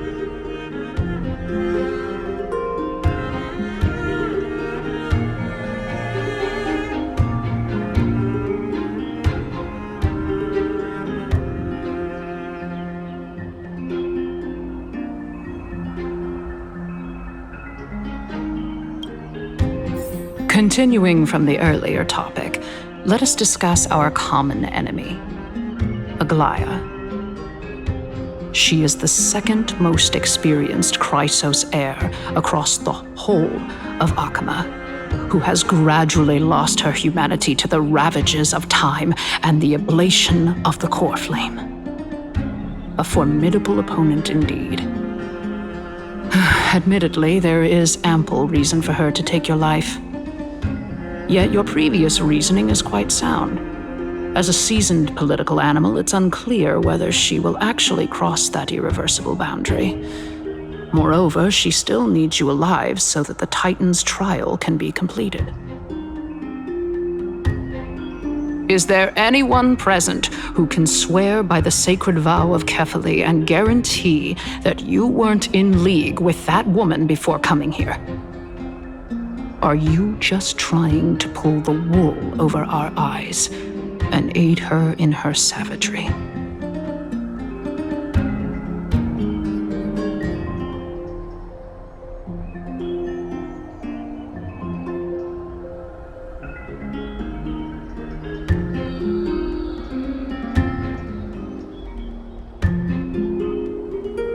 I believe you're aware of Castorus the Executioner. Long before I returned to Akama, Aglaya had already dispatched her to monitor me. If I weren't able to reach this place in time, I would have been forced to meet Thanatos first. As compared to a comprehensive plan with uncertain results, if you decide to cut open my chest and remove the core flame, wouldn't that settle her nerves even more? Everything is in place. She just needs the right timing. I understand what you mean. At the very least, the both of us agree that this tyrant who wallows in extravagance and greed is the greatest threat to achieving peace in Akama. The Council of Elders is willing to defend your right to live, just as we defend every oppressed citizen. However, I regret to say that sentiments in favor of the Chrysos heirs and Aglaya are only growing in magnitude. The peace that we are aspiring toward, as well as everything that we hold dear, will be destroyed completely. The city will be burned to ashes, and the citizens' blood will be shed. Tell me, what are you willing to do for our esteemed citizens so that they can vanquish the enemies of our fine city?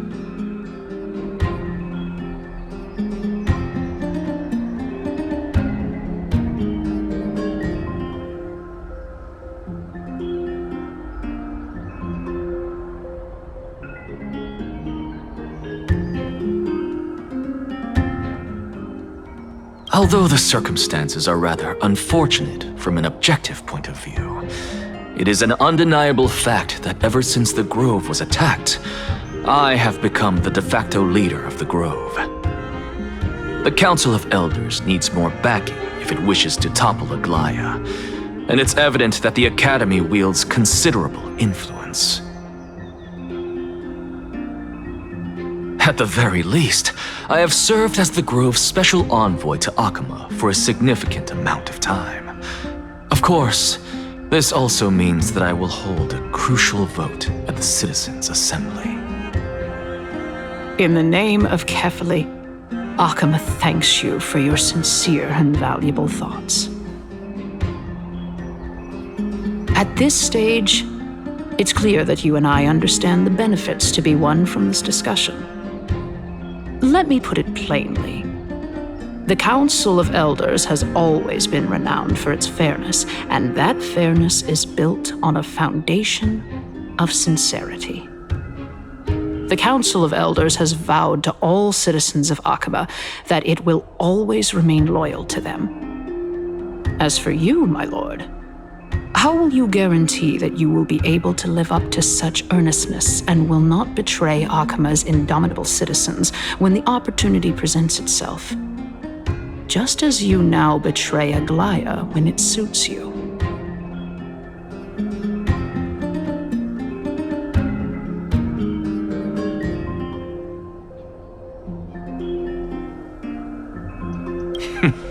Surely you jest. My loyalty does not need to be proven. The fact that the Council of Elders is asking for proof of my loyalty is itself akin to a form of betrayal. I am incredibly honored to have witnessed the both of you bury the hatchet in a civilized manner. However, I am afraid that I must interrupt for a brief moment. As the Theoros, I have observed the following. Lady Aglaya the Goldweaver is currently on her way to Dawncloud. Oh. Well, I do believe that we might have a slight overabundance of guests today.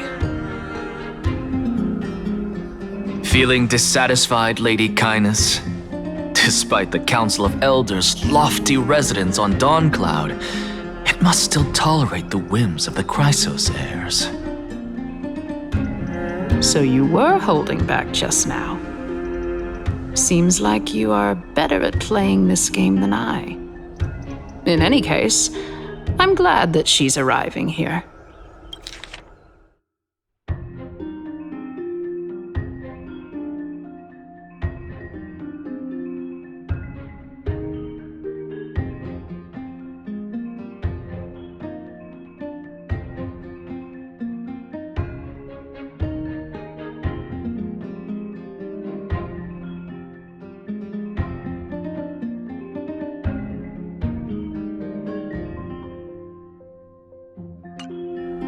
So tell me, Anaxagoras, now that you're an ally of mine, if Aglaya were to demand that I hand you over, what should I do? You can do as she says.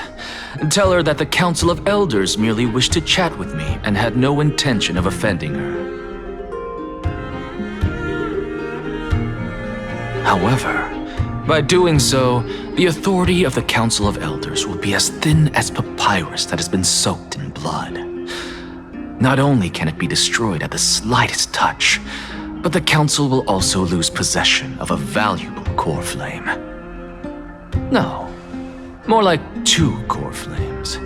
After all, at the next Citizens' Assembly, that young lady who is synonymous with death will also be standing on our side. Oh? How can you be sure of that? Is that of importance to you? All you need to know is that I have a plan. In my opinion, you should be more worried about the impending threat. If Aglaya can seize me in full view of the masses today, she could also dismiss the entire Council of Elders in one fell swoop tomorrow. If that happens, the discussion that we've just had will turn into an utter joke instead. Is this the outcome that you wish to see?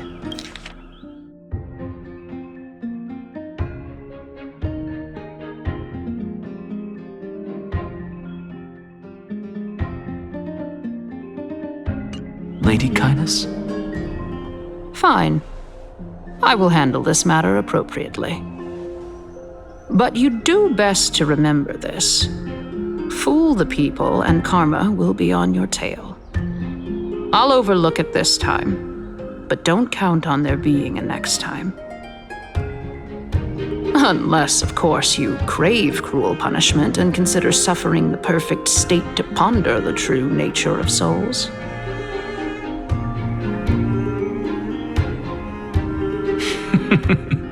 Well, what do you know? That happens to be one of my rare talents. We shall see then.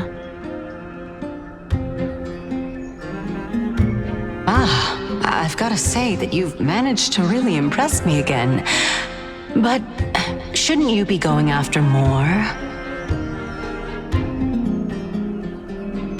Dying to know what I'm after.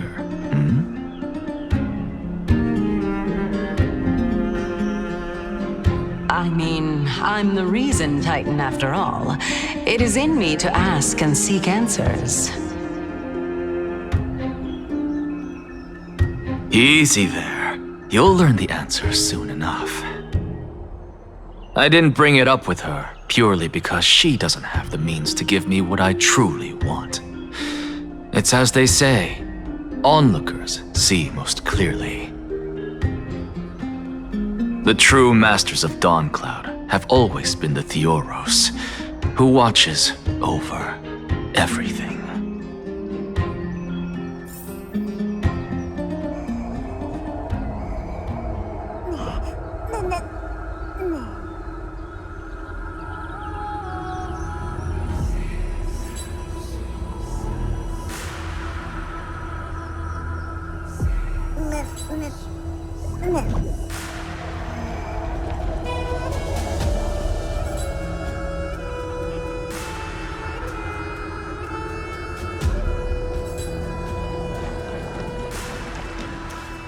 unexpected visitor. Welcome once again. You know, you could actually skip all the pointless debate and come straight to me to seek an audience with Kefali. I have no reason to refuse you, do I? You may not, but kindness has. Whoever gets hold of Kefali's core flame will get to rule over Akama.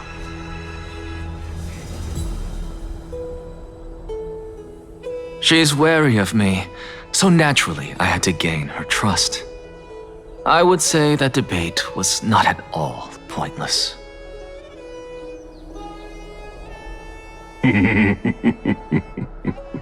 Very true. In my view, this individual has gone to great lengths to get close to Kefali. He might very well be plotting something nefarious against the Titan. Are you still willing to let him pass, knowing this?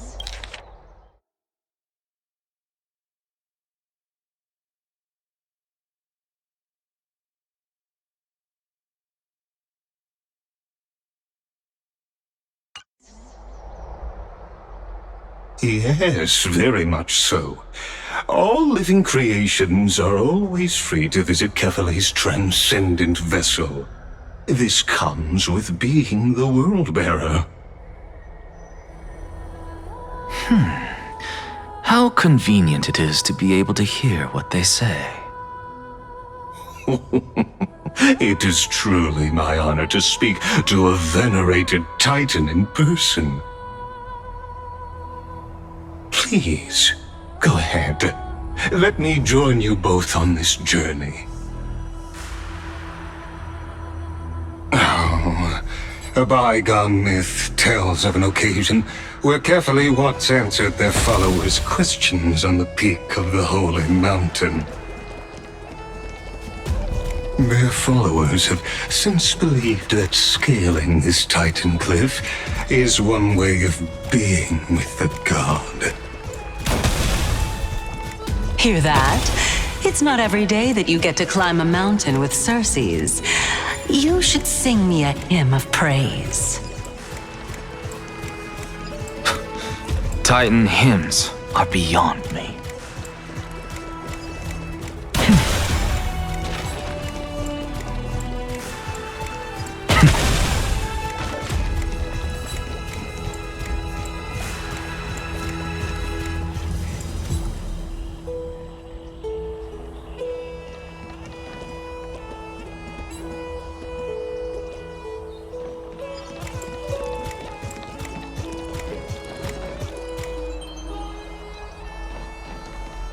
Go on ahead. Take this Yanis shortcut, and the long pilgrimage stairway will be waiting for you at its end. I have to admit, I never expected you to not ask me anything. Not even my motive. Because I know very well what it is you are after. As the saying goes, a gentleman helps others achieve their goals. I have a feeling that your theory will be validated at the end of this journey. I believe Kefali will not deprive you of your right to ask your question, especially now that you're on the brink of death. You must be closer to Kefali than anyone else. Wouldn't you agree? I hope things go as you say, then. Putting a child of justice into a farcical world is bound to turn it up.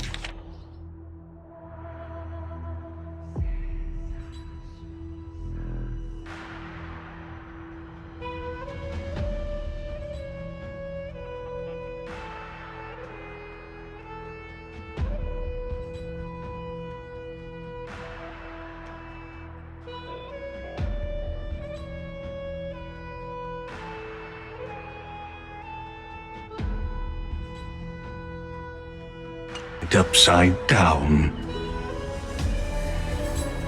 It is my hope that you bring a much-needed change to this world which is on the brink of destruction.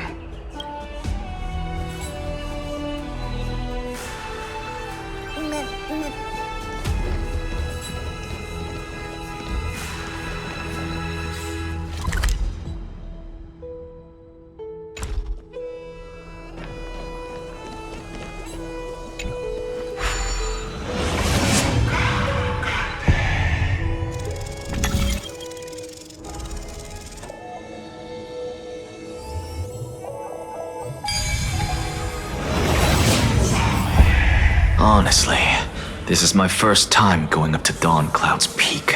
What a splendid view.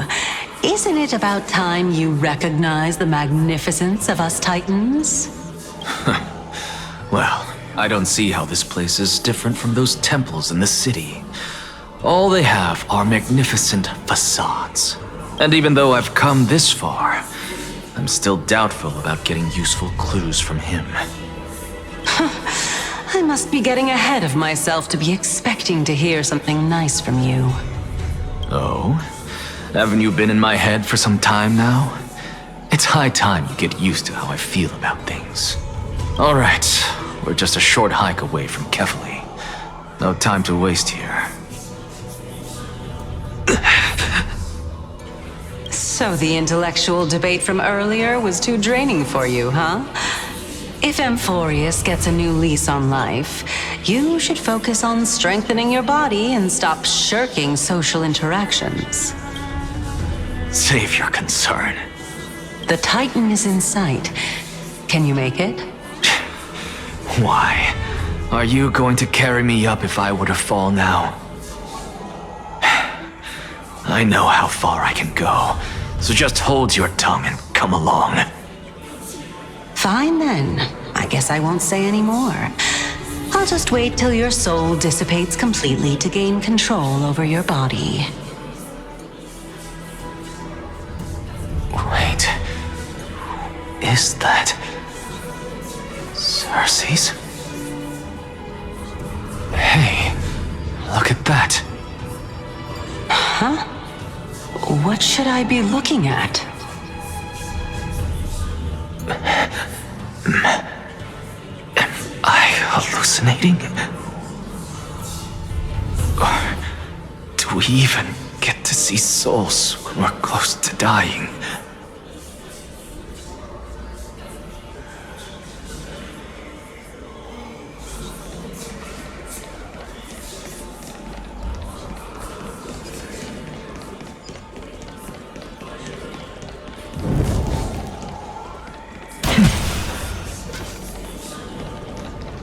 Oh? Why didn't you bring your favorite spear with you on this trip, Nias? Nias? I know I've heard this name. It's unfortunate. The Black Tide destroyed every last inch of my calyx. How could that be? Even a creation of Georios, from their prized ores and molten fire, couldn't escape the fate of destruction? Hey, Cersei's. Do you know a certain Nias? Nias? No, not that I remember. How did you even think up such a strange name? I just saw him. Nias. A warrior-like figure who was just chatting with you here. No, I have no such memory. Could you be hallucinating?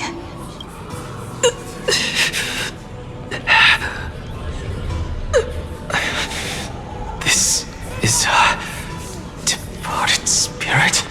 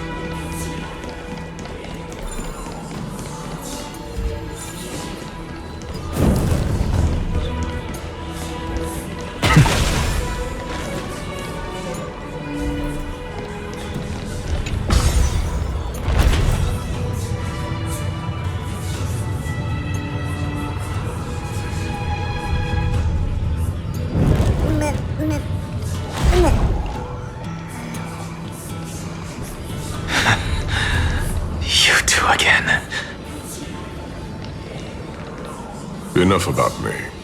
Did Kaos ever reply to you? Well, regrettably. Seems like the price of becoming a demigod is a lot heftier than we thought. Kaos. Demigod. I've never heard of this person. Which Titan's authority did he inherit? Look on the bright side, Nias. Since we've come all this way, I doubt he'd snub his old friends, would he? Let's just hope we mean as much as the world to him. Hey! Are you seeing that same hallucination again? Yes. It's still you and Nias, but you're now talking about a certain Kaos. I'm guessing he's one of your companions? Kaos? This name sounds just as strange to me. Never mind. I think I know what this is about.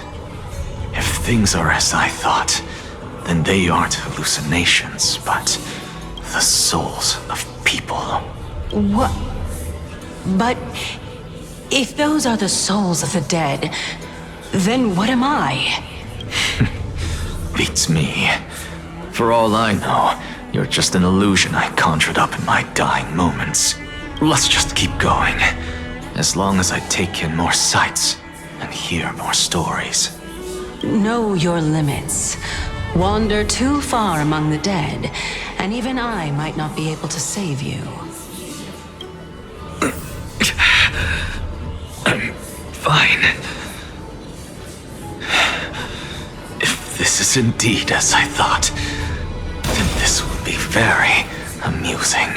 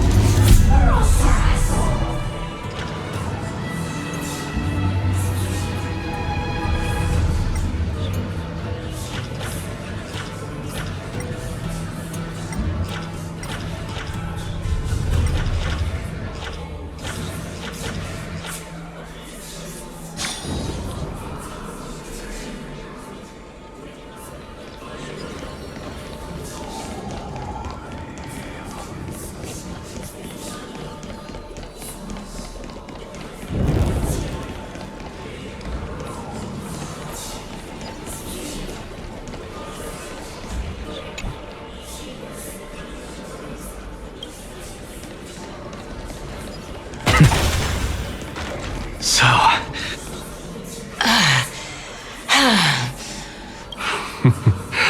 Can you keep going?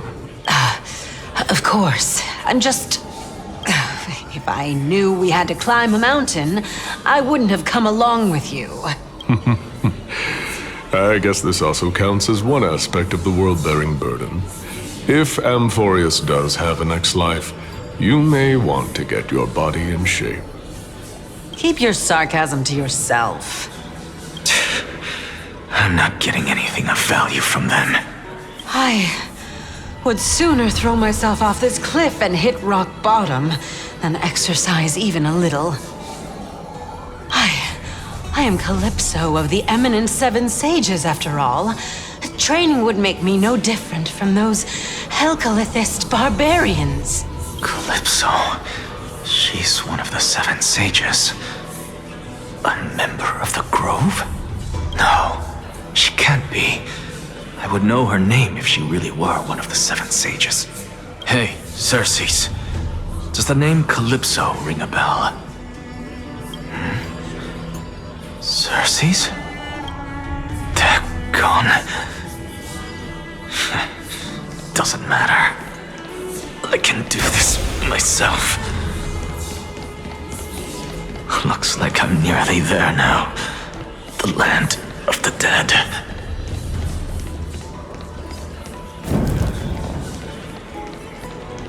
Oh, beautiful old world. Where are you now? Oh, legendary Era Chrysia, return to the mortal realm. Splendid gods once walked the paths we walk. Alas, all that's left of that warmth is a hazy mirage. Why are you chanting that too?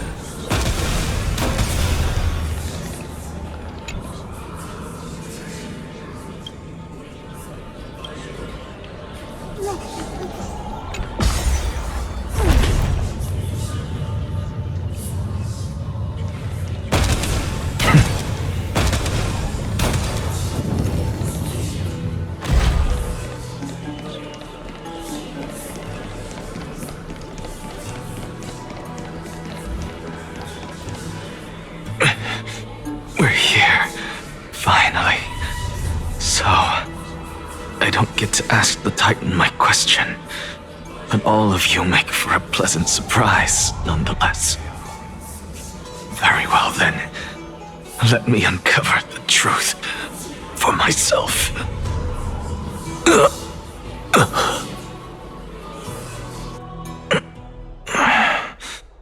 Did I still fail to make it in time? So, I'm back here again.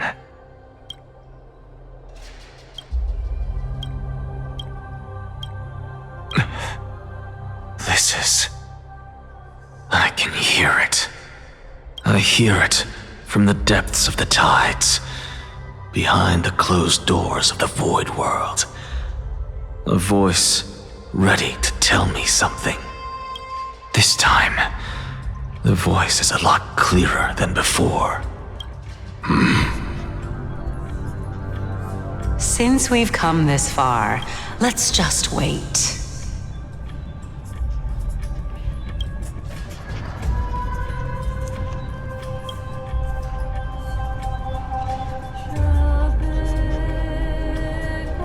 Lord Nias and Miss Calypso, are you both here to visit Chaos too?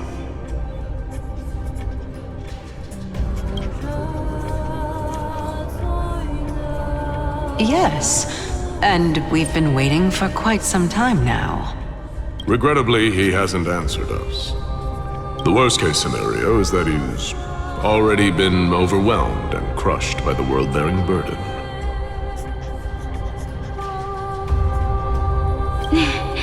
You're overthinking, Lord Nias.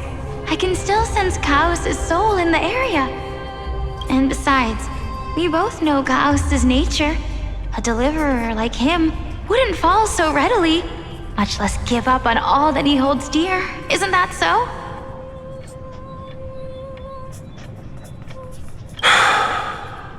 Yes, I have faith in him. That reminds me. Why are you making this trip alone, Polixia?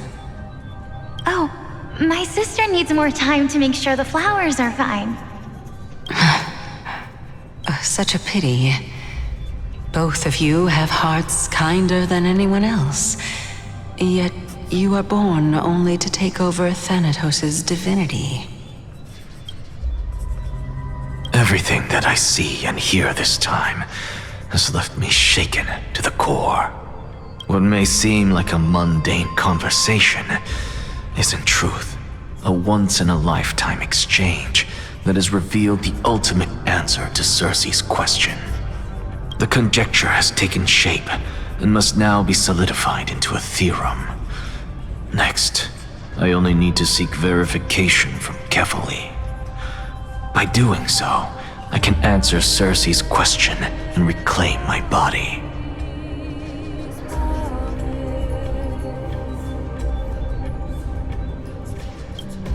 But no, I will not do that. That isn't important.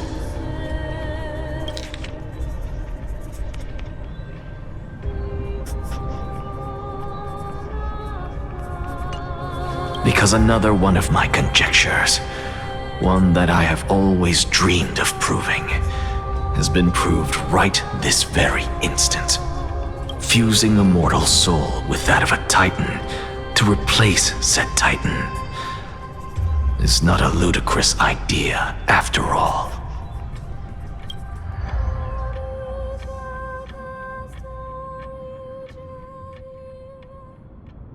What are you thinking about?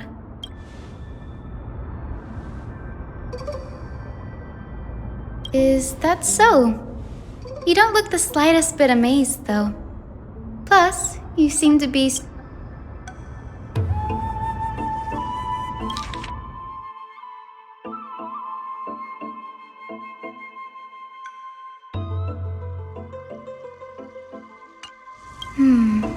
Events of the past, huh?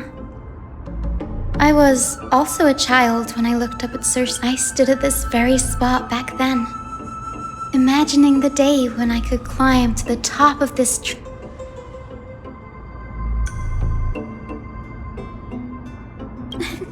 Don't read too much into it. I mean, can mortals even hope to reach Aquila's realm? They're a strict and draconian god. Nothing like Circe's. Reason is willing to share what is theirs with others, but Sky? You get what I'm saying, right, Denny? After all, the titan that imprisoned you and Grey here. But there will always be people who dream of soaring towards the sky. The Grove has a wealth of research. It's just... I never thought Grey would meet with something like that before we set off. As a physician,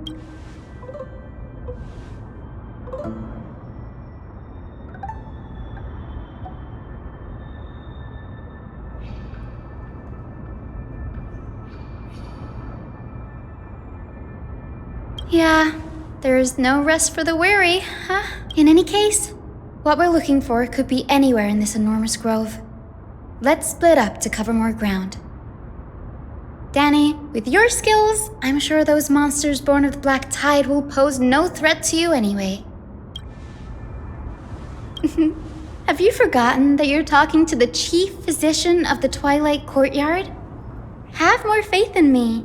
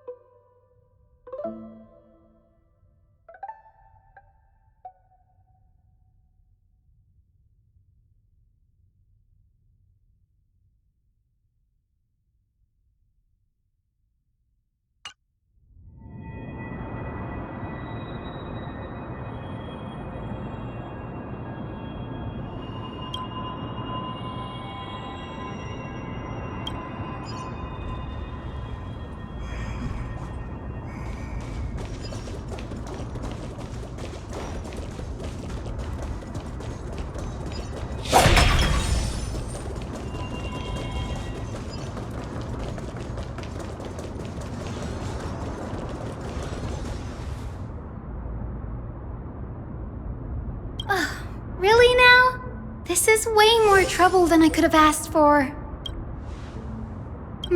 Or you could sit back and watch.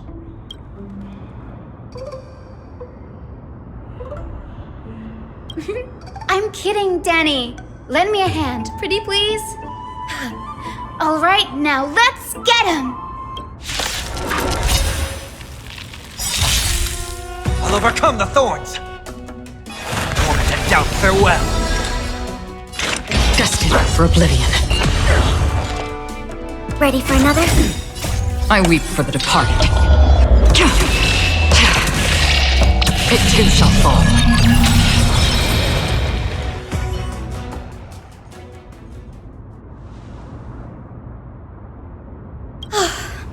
The Black Tide is remarkably quick to detect the light of Amphorius.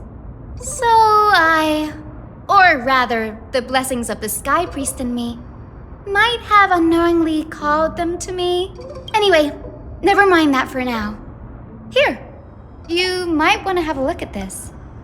I found it around here and thought it might be of interest to you.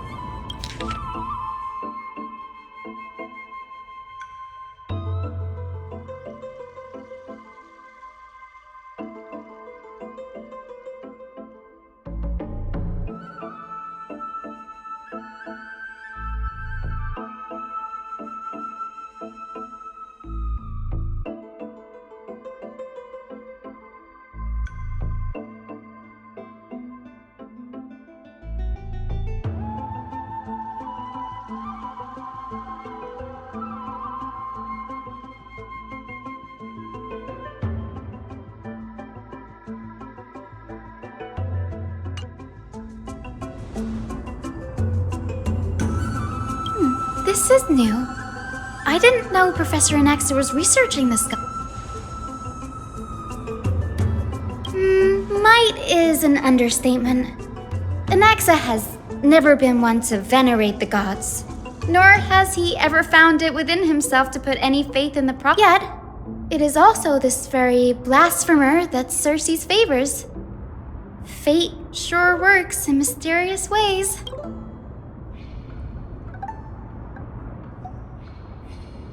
Oh, let me have a look.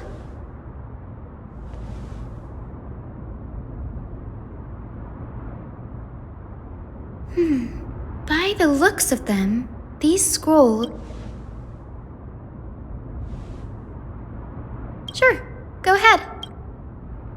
The Grove of Epiphany is home to 7 schools of thought. While all 7 schools are founded on the ideologies of Thalesis, the first scholar, as the sage of the Venerationists, Euthyphro had... If we were to place the 7 sages on the scales of Talanton, Anaxa and Euthyphro would be... Nearly everyone in Amphorius has heard the story of the skyships by now. Aquila's stature is loftier than the heavens, and their divine retribution is merciless. That's why it's no use building giant skyfaring ships. Oh, but I do wonder if a supercharged mini Treaty cannon could slip past their watch.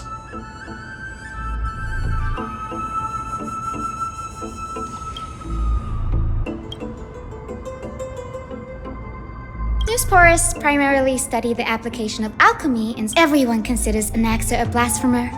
But that has never stopped him from sharing his ideas, no matter how taboo.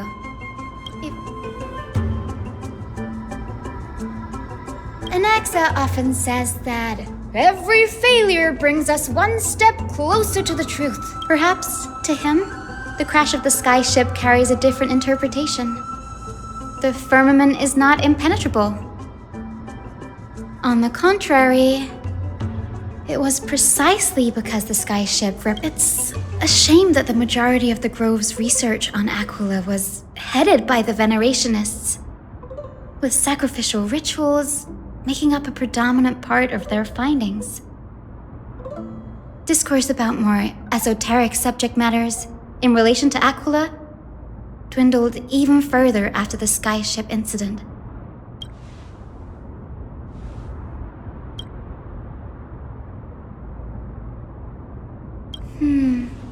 That's what I'd like to know.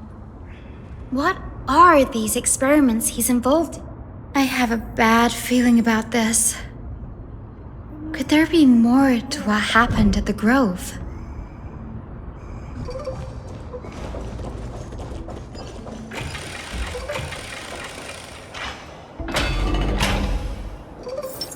A day of peaceful...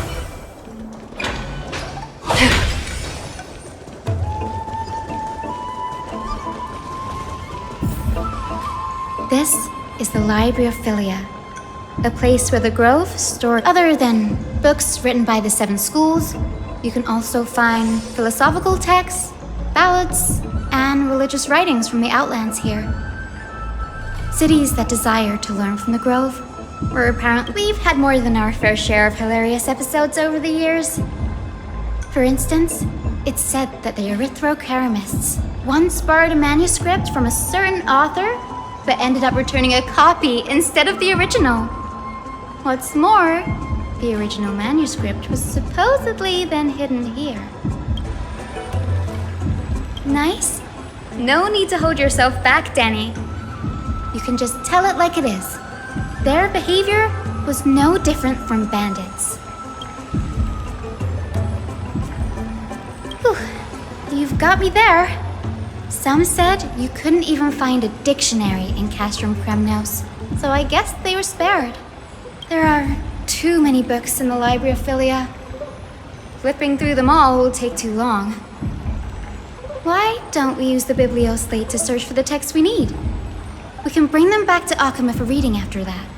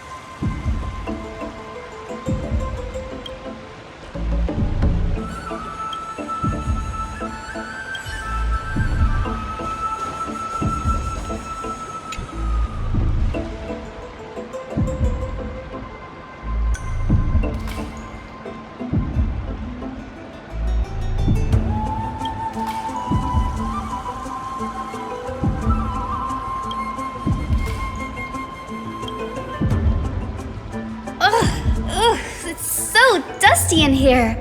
I can already see what they must have written. Anaxa has no respect for the gods.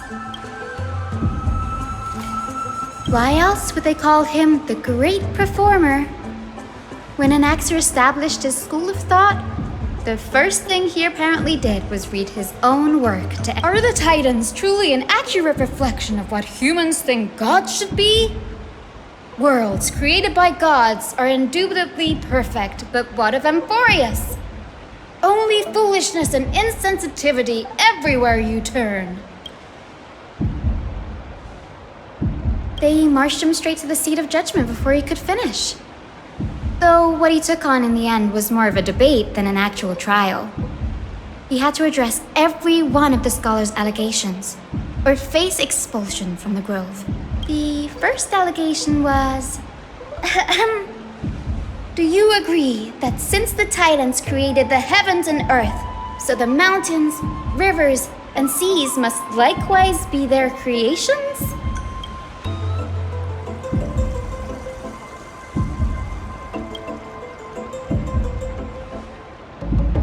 Anaxa said the same thing then. Needless to say, His critics didn't take kindly to his answer, so they followed up with a second allegation. You claim to be studying souls, yet you are, in fact, defiling them and committing acts condemned by the gods. Do you admit it? Anaxa always wears an eye patch, never removing it, even when alone. Some say he used one of his eyes as an alchemical ingredient. Every being in the world owes their safekeeping to Kifili, and this is even more so for the Chrysos heirs who have divine blood coursing through them. If he has really done something of that nature, then it'd indeed be sacrilegious. Thankfully, they had no way to prove it, so it amounted to nothing more than an allegation in the end. One by one, Anaxa engaged in wars of words against those who would challenge him. Toward the end, a scholar asked him, Anaxagoras, have you any respect for the gods? It was only after a brief silence that he answered, I have never denied that titans are meant to be noble constructs.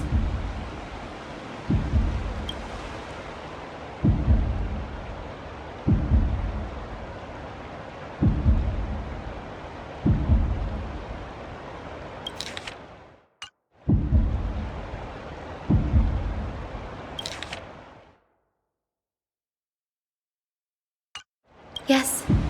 I'm not sure how that controversy was eventually resolved, but what's for certain, at least, is that Anaxa was allowed to stay. By the way, this stack of complaint letters has reminded me of a place in the Grove. I'm talking about Anaxa's alchemy lab, hidden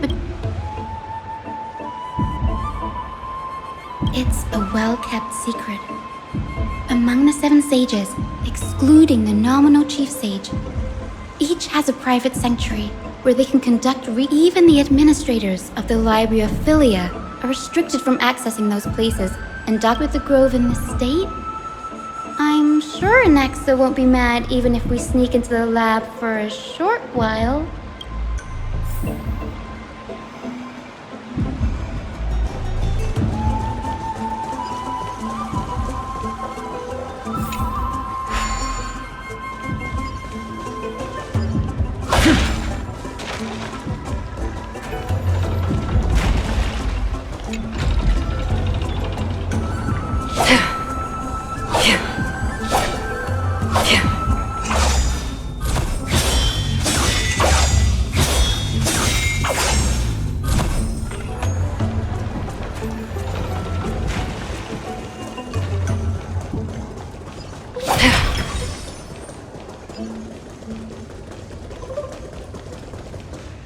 This is the place, but where is everything? Materials for alchemical experiments, matrix diagrams.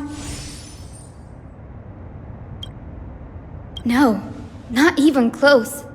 Not only are alchemy experiments high-risk activities, but Professor Anaxa also has a penchant for using Huh?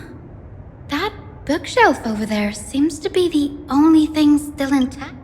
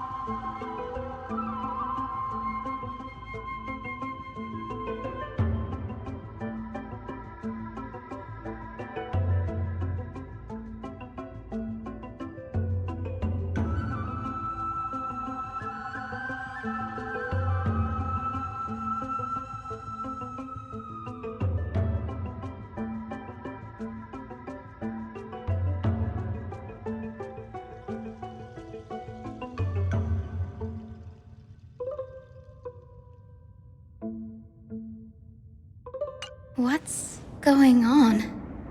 Anaxa is conducting research.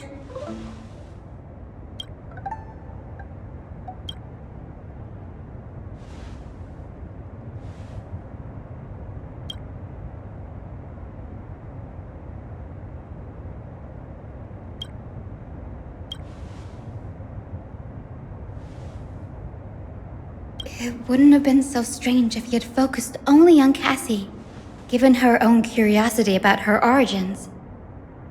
Plus, considering that the new sporists have crafted omnipotent medicines capable of curing diseases, it also makes sense that he would conduct research on immortal Chrysos heirs.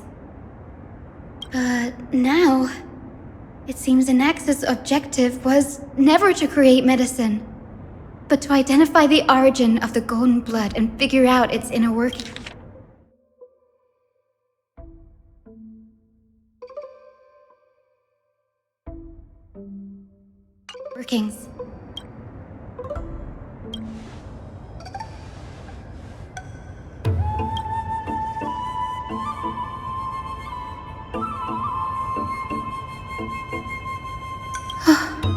Danny, look at this. I have a bad feeling about this.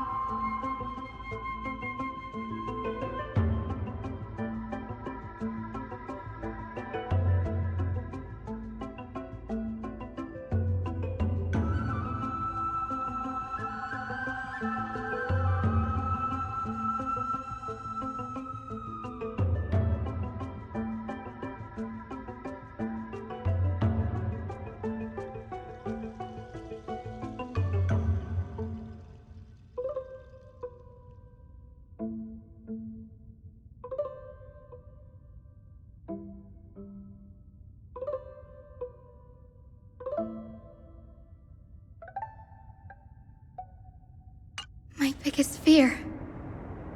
It's come true. After going through his notes, I think I can piece it all together now. Anaxa was carrying out experiments on soul transmutation. Yes, this is what he was secretly conducting research on. Something he had to keep hidden from others. Compared to his public speeches, this is the real blasphemy. Oh, I just thought of something.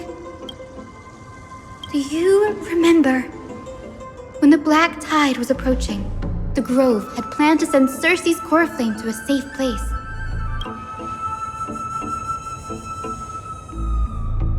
That's right. But what if Professor Anaxa's fusion with the core flame of reason? Put yourself in his shoes, knowing that the black tide was closing in and you're... Exactly. When the black tide came, the true reason Anaxa headed to the Luminary Throne was to transmute and fuse himself with the Titan's core flame. No. Judging from how he reacted after the event, the results came as a surprise. Maybe he failed to consider the possibility that Circe's would make a similar decision. The manuscripts detailing all the alchemical formulae have been taken away. Like, what? There's only one Titan left in the world now. No. No way.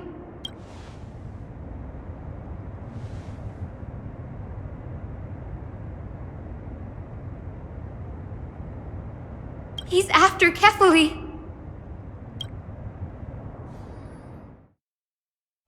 Sir, this sky above us, it's not real, is it? Of course not. This is just an image from a projection device used for educational purposes. A simple trick. The day-night cycle has been lost to this world. So that students like you may still learn about the night sky, astronomers have harnessed the Titan's miraculous power to manipulate the light, projecting the nights of the past here for you. Much like how the sky above the holy city is also illuminated by Kefali's dawn device. So, the skies of Akama are fake too. You mustn't conclude that, Inoxa. You should know that only a child would expose a trick and be proud of it. Often people know more than they let on. They simply choose to feign ignorance because they have no... And they're just deluding themselves. People believe in Kefali's tale of Genesis, accepting wholesale whatever the priests preach. But we're different. We have already realized that we live in a world where Titans make the rules. Even when we look at the sky, we're only seeing what they allow us to see. Rather than gazing at this mockery of a night sky fabricated by them for the rest of my life, why shouldn't I be the one to take control of the projection device instead? So much time has passed since you sowed the seeds of doubt in my heart, child. Many a night. Why? Because we'll face death by burning if word gets out? As a sage of the Venerationists, my soul has already become inextricably linked to the great tree. Every word I say and every move I make, but above all else, my days are numbered.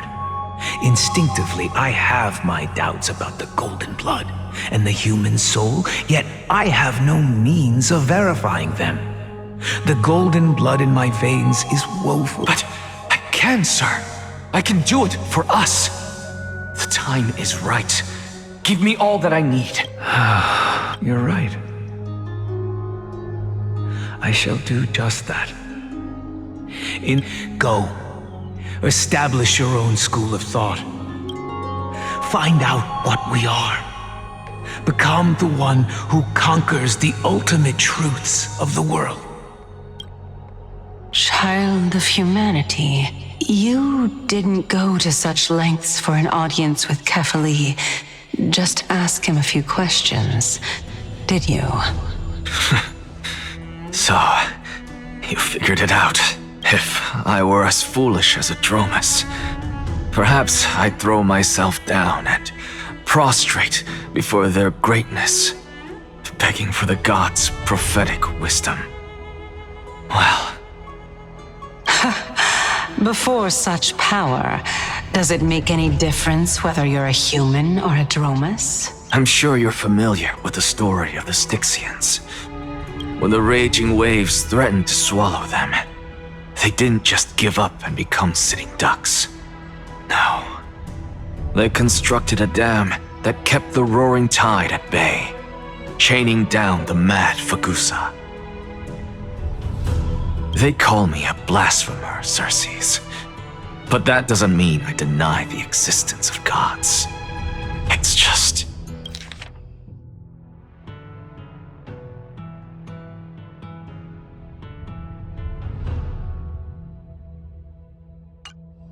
As I see it, Titans are simply a force that mankind has yet to find a way to tame.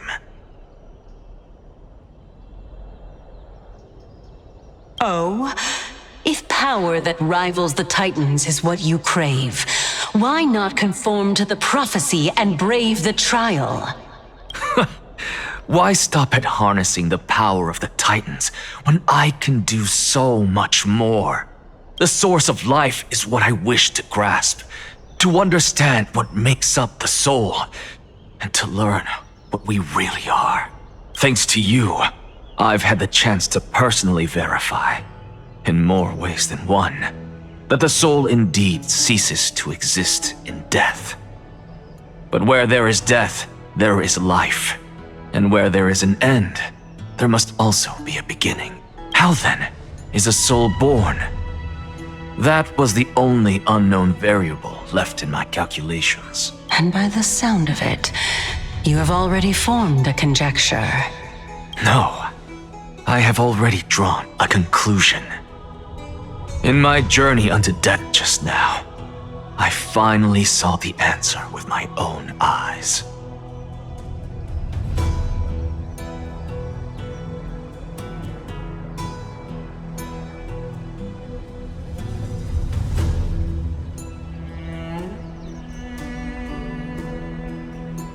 Professor Anaxa. I'm here. Her life hangs by a thread. I must ask you to refrain from taking any unnecessary steps. Of course.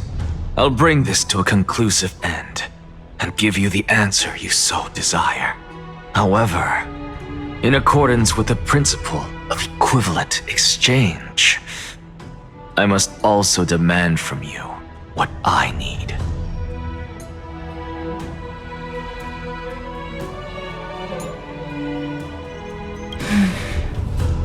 As you wish. Don't you care to know what the price might be? It's a matter of uncovering the truth about the Death Titan and her survival.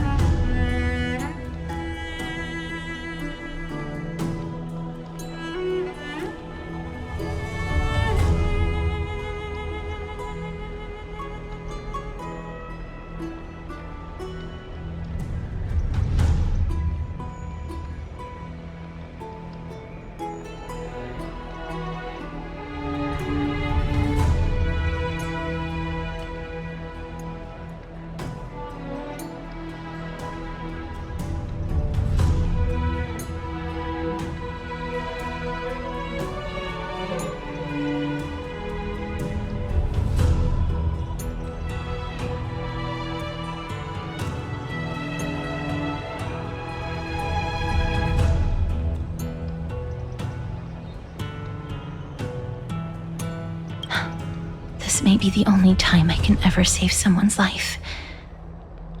There is no need for me to think twice. I see. In that case, let the show begin. Indulge me. Am I correct to say that you intend to prove Thanatos' whereabouts and prove the nature of our existence now? Before I begin, I must confess I had been stuck in a cognitive trap all this time. As unrelated as these two propositions may seem at first glance, they are in fact logical equivalents. They are merely two different ways of telling us about what the soul is at its core. The reason I say this is, as I've mentioned earlier, the answer was hidden in my journey unto death. Anaxa, you were in the Netherrealm? Yes, I am but a living dead man now, but that's not important. What truly matters is, I overheard a conversation between heroes. That's not all. Remember how I said you were a part of that conversation too, Circes? And I've told you that I have no recollection of such an event. That was likely just an illusion conjured up by the mind of a dying man. Of course you would remember. Because that wasn't you. That was Calypso, one of the 7 sages of the Grove. Calypso? Huh? Oh, that's the name I made up on a whim when speaking to this girl. How do you know of it? And surely you jest. Don't you think I, of all people, would know if that were the name of one of the 7 sages under the shade of my tree? Don't you claim to know the Grove's past like the back of your hand? It seems you've lost even the memories seared into your soul. Use your head, Circes.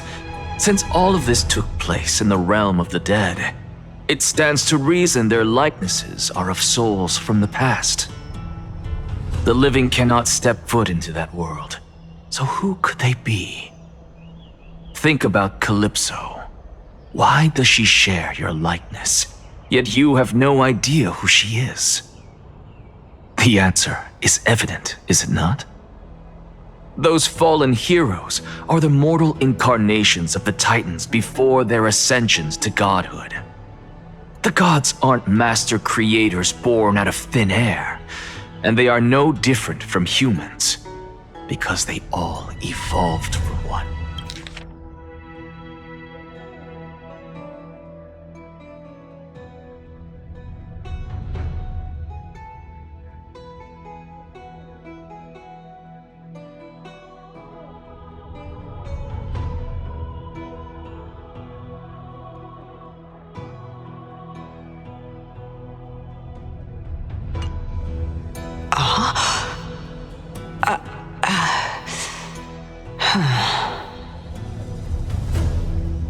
Does this answer disappoint you? Yes, because you've answered nothing. If I truly was once human, as you claim, then where do the children of humanity come from? Even on the off chance that you speak the truth, this brings us no closer to grasping Thanatos' whereabouts. How are we to find them? I knew you would say that, but it matters not. I know what I'm doing. Actually, why don't we have this supreme being standing before us tell us everything? You can revive a Titan? Humans cannot return from the dead. Neither can gods.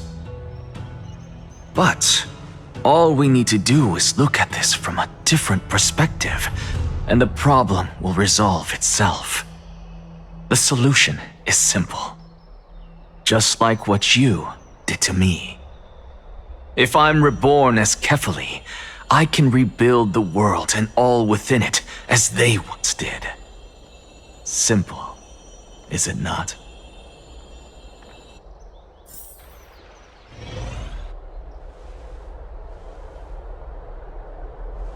I have news from Hyacinth and Dan Heng.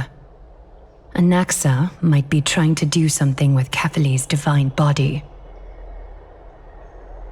Kefali? But what could Anaxa want?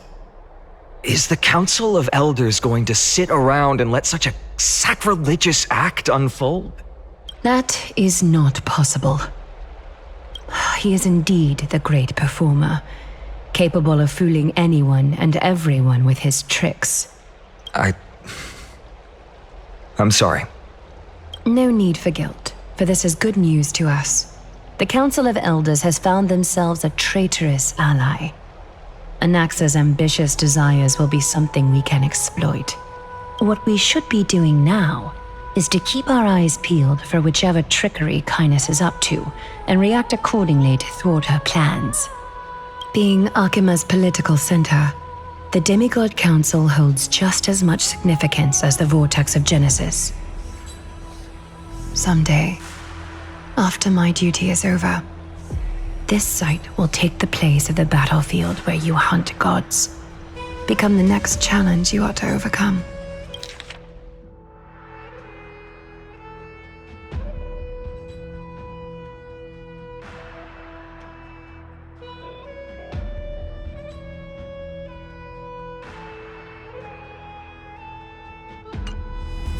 Till then, it's best to get used to this place as soon as possible.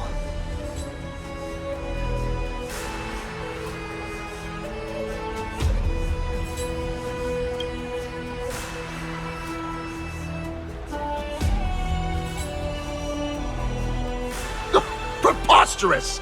The Christos only have their standing because of the Council of Elders! How dare they trample over it! It's been a while. What is that supposed to mean? Is this really the sort of person that the young lord praised as a ferocious warrior? It has indeed been some time, Lord Kratos. What brings you here in such haste? Shh! Keep it down. Be more vigilant. See those duplicitous dogs over there? They do the dirty work for Kainis. I've already ordered my people to hold them back, but we should still lay low. Unless you're itching for a bloody fight to get a workout in. My bad. So, did something happen? Did you hear thunderclaps last night?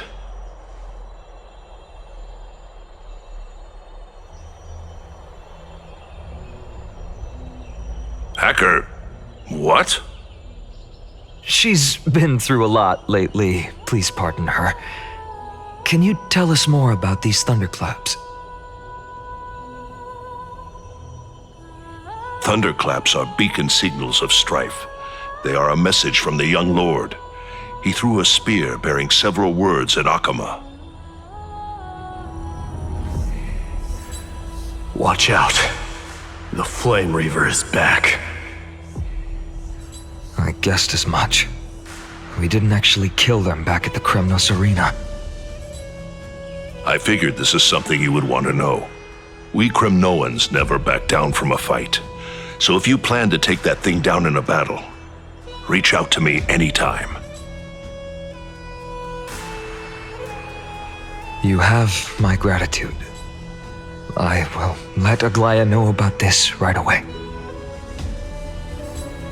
Remind her to be on her toes while you're at it. That vicious Kainis has been unusually active lately.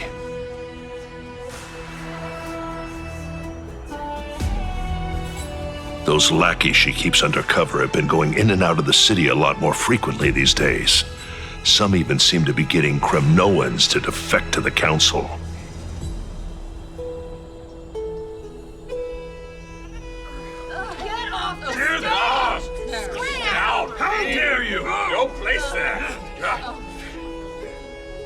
That's... Looks like you can see it for yourself. We should get back. Thank you for the intel, Lord Kratos.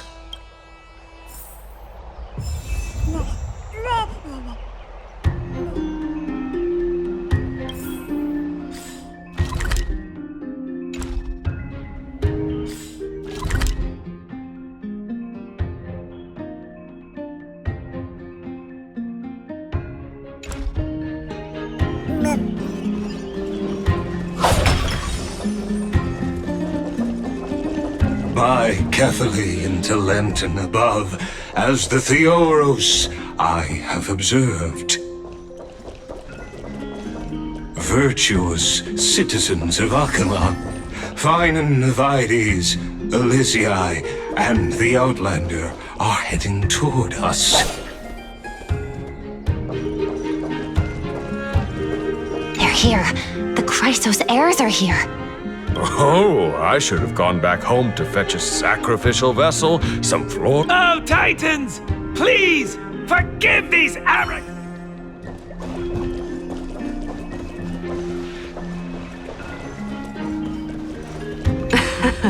Someone trampled right over the Master's flower bed, yet the Master only fumes in silence. Oopsie. There goes the reputation of the Council of Elders. Whose side am I on? Why, I'm all for the Council of Elders to reclaim their authority.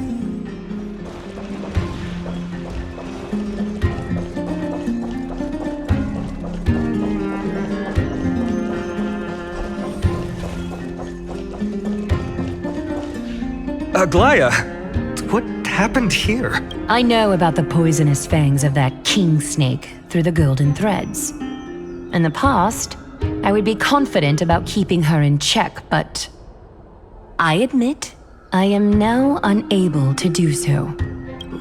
What do you mean? It is no longer about eloquence or arguments.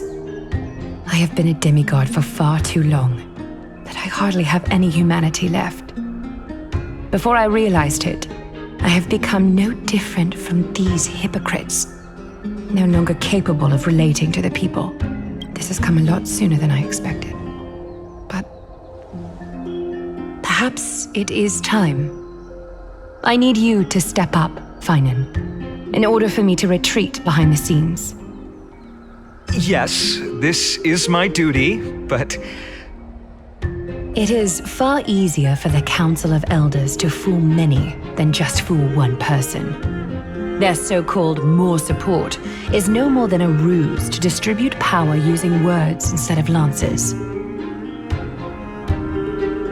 There is no glory in winning this debate, but that makes having respect for humans so much more priceless. Finan, you are a Chrysos heir without flaw, capable of relating deeply with humans. I appreciate what you've taught me, Aglaya. I hope we'll live up to your expectation.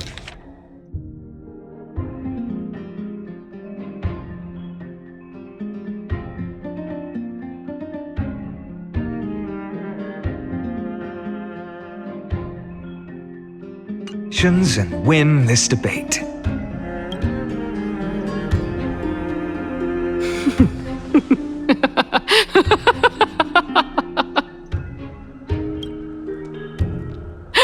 Oh, you've done well, Lord Calictus. Let me take over and personally close this debate for today. Dearest counselors, let it be known that I sorely miss the blissful times portrayed in lyrical poems. Back then, Amphorius was home to nearly 1,000 cities, each with their own local faith, while gods walked the earth and shared close bonds with humans. Yet, in the present, people from all over are forced to leave their homeland to seek refuge in the holy city where they hope to rest under Kefali's protection. All of us have long been in the same boat with no way out of this plight.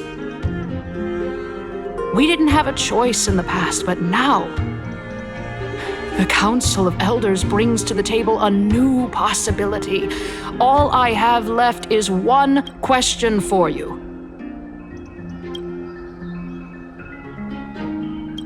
Would you rather strive toward the unheard of Era Nova, or return to the prosperous Era Chrysia of our past? Make your choice. Now, which of the two would lead mortals to an ideal future?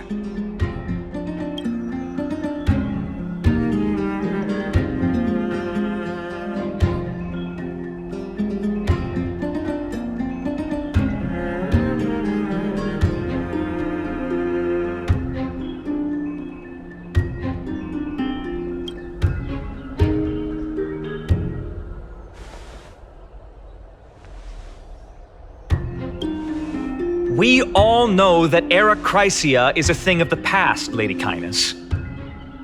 Please, enlighten me. How does the Council of Elders plan to turn back time?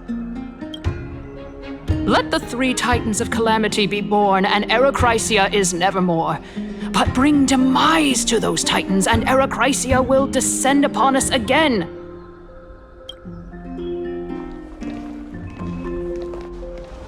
Know that the Council of Elders is never one to make empty promises.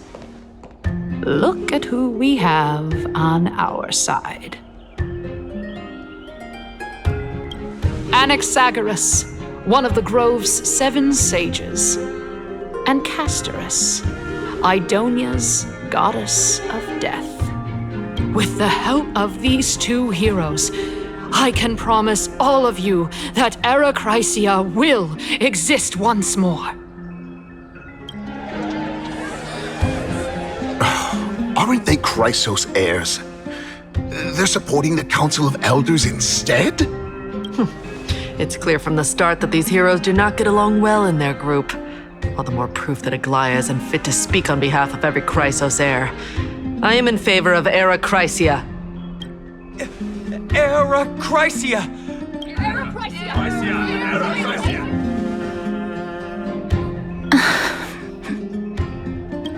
Castorus? Why are you standing over there? You finally arrived, Naxa. So have you. Don't worry, Aglaia. Well, I know that you have many queries.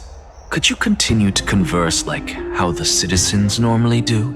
Tell me, dear citizens, if we successfully retrieve and return Thanatos' core flame without anyone passing the Death Titan's trial, what would happen next? The answer is simple. We will have a chance to rid the world of death and bring Amphorius back to an era when all beings live forever. We'll usher in a new future that will be entirely different from the flame chase journey.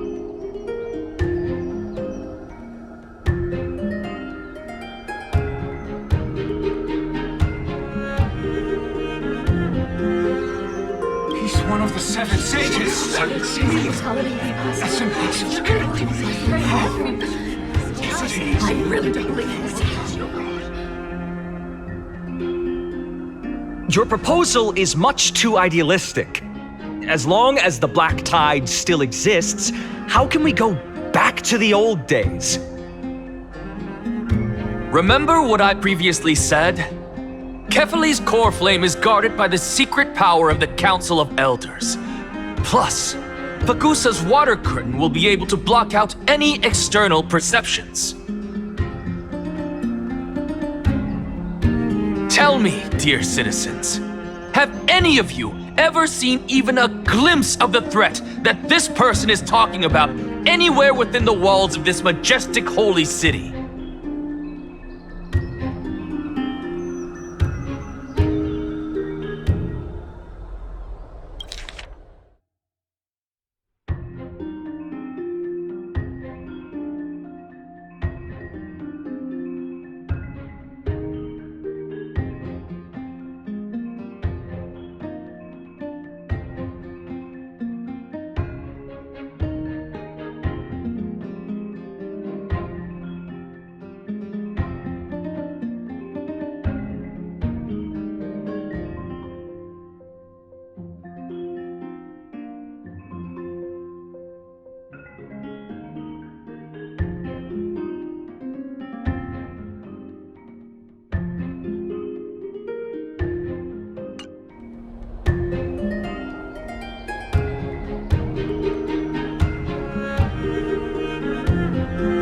Oh? Could it be that you heard that from the Flame Reaver themselves? Citizens, let's loudly sing the blessed hymn. Oh, beautiful old world, where are you now? Oh, legendary Erechrysia, return to the mortal realm.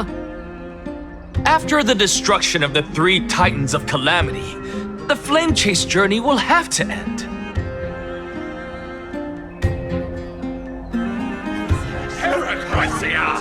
Yes! Yes! It has to end! It has to end! It has to end! It has to end! This is bad. The masses are now totally riled up.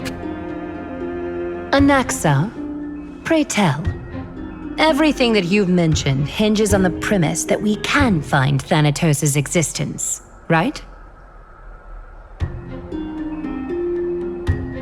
Thank you, Lady Aglaya, for still caring about this city. However, dear citizens, we are truly fortunate and blessed.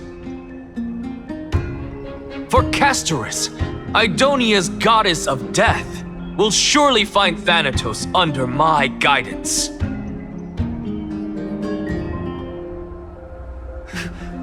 What? With that, I solemnly promise that the core flame Lady Castorus brings back will be personally managed by the Council of Elders. Thereafter, if we are able to garner the support of all of you at the Citizens' Assembly, we shall spare no effort in ensuring that the Erechrysia will return to our world once again.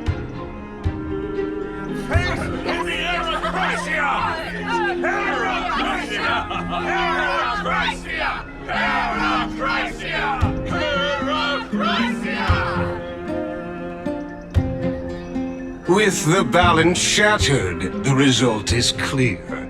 Buy carefully into Lent and above, as the Theoros I have observed.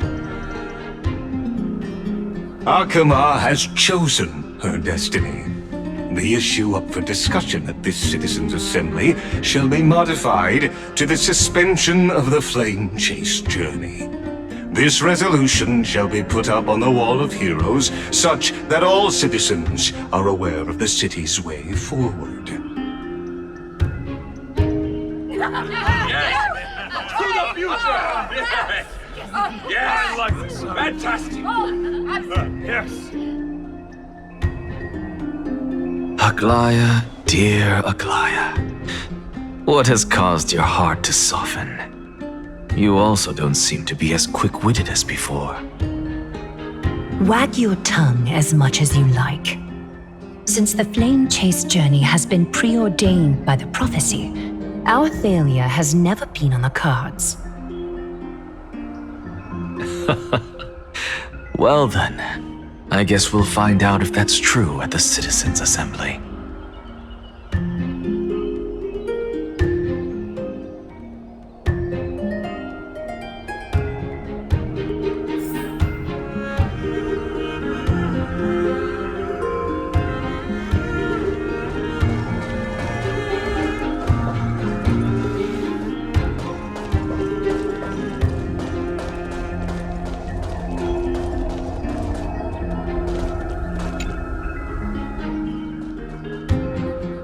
Well, it seems that when I sent you to look for Anaxa, I unintentionally facilitated your partnership with him instead.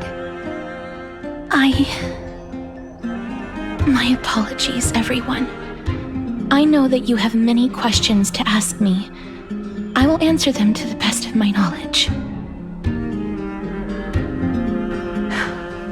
In that case, please tell us as much as you can.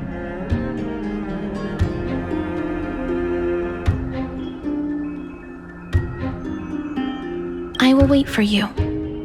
This matter is of great consequence, and Miss should hear the entire story from beginning to end.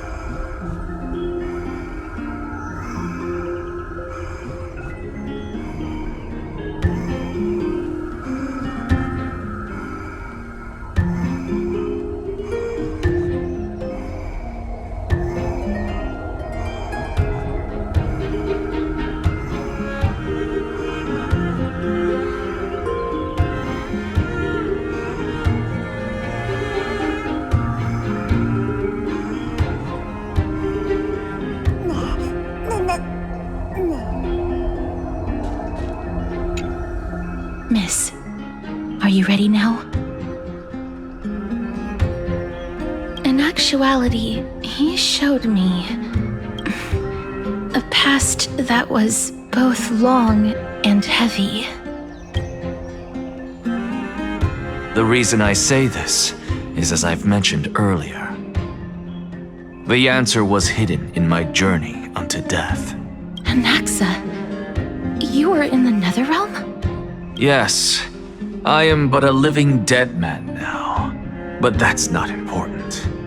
What truly matters is, I overheard a conversation between heroes.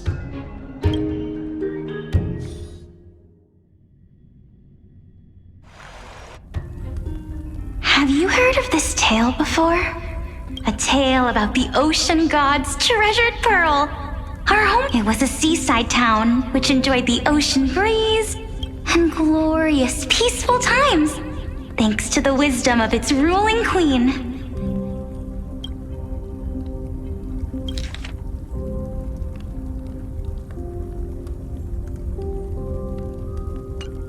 Until one day, an evil dragon descended upon the town. Its wings were large enough to blot out the sun, while its claws were sharp enough to rip the waves apart.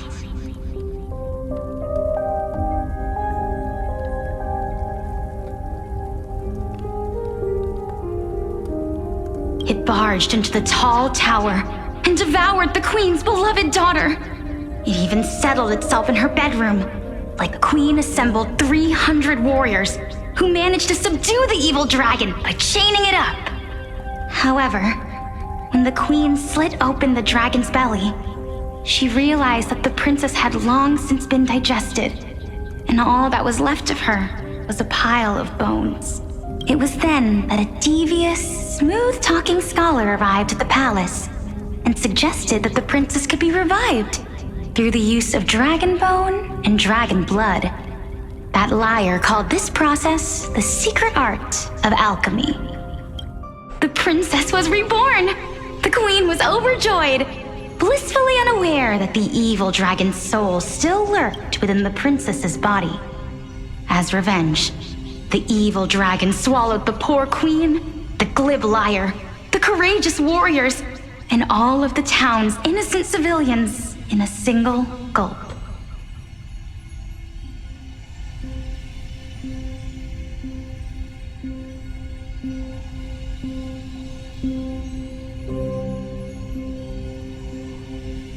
Worse still, the souls of the deceased were refused entry to the Netherrealm because they were filled with regret.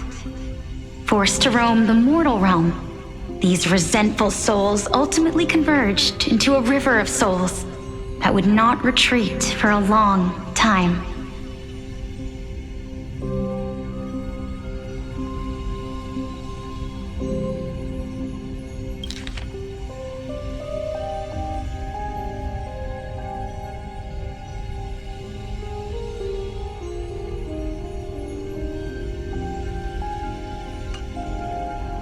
Terrifying death had consumed all. Thereafter, our hometown fell into ruin as well. Until...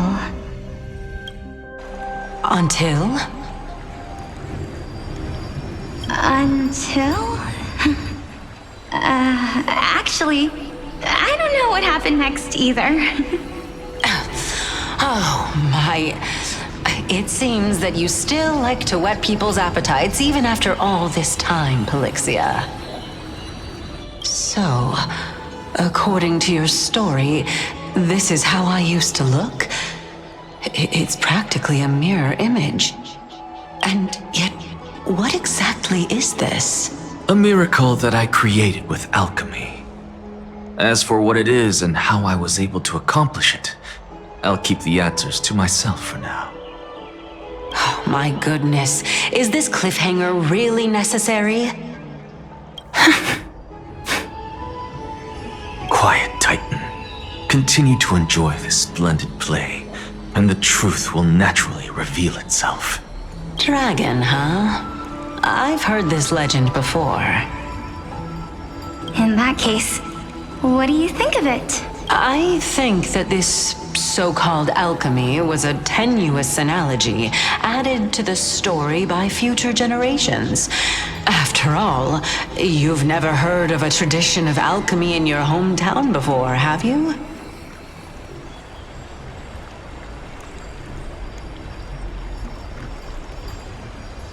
Indeed. Before I left home to pursue my education, I never even knew that anybody was looking into this area of study.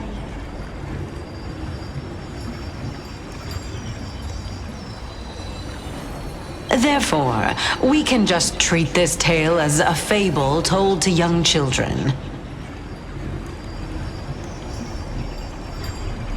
A fable, you say?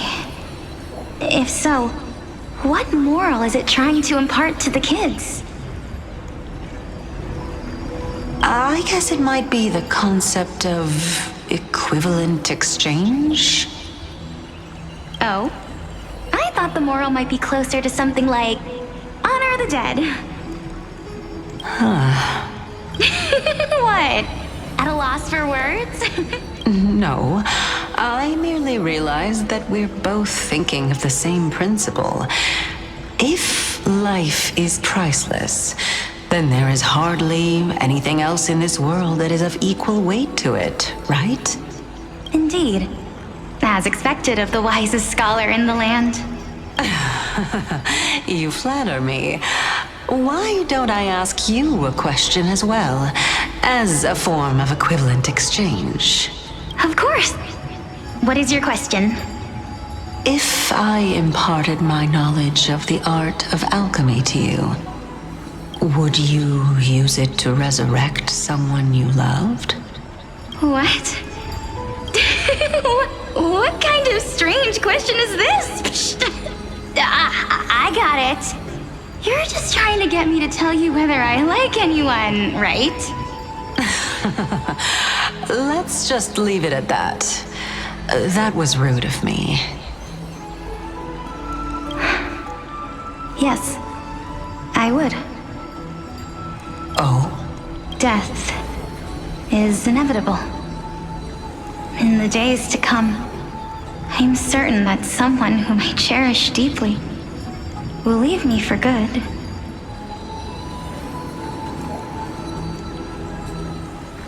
If such a mighty power really existed, I think I would use it without hesitation.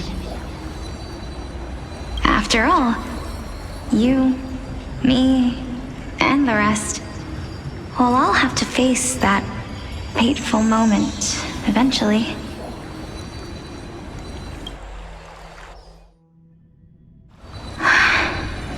My time is finally here. However, perhaps because of my firm belief in the immeasurable value of life,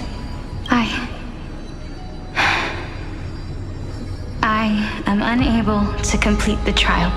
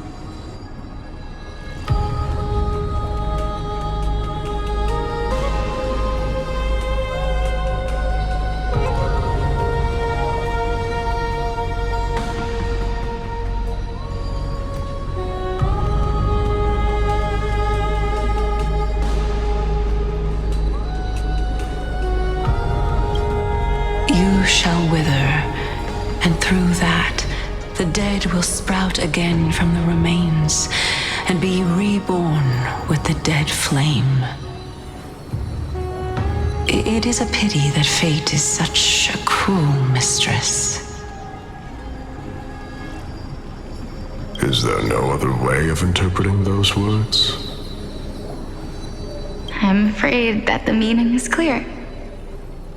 Between my sister and me, one must pay the price. Our trial can only be completed when the one chosen sacrifices her life.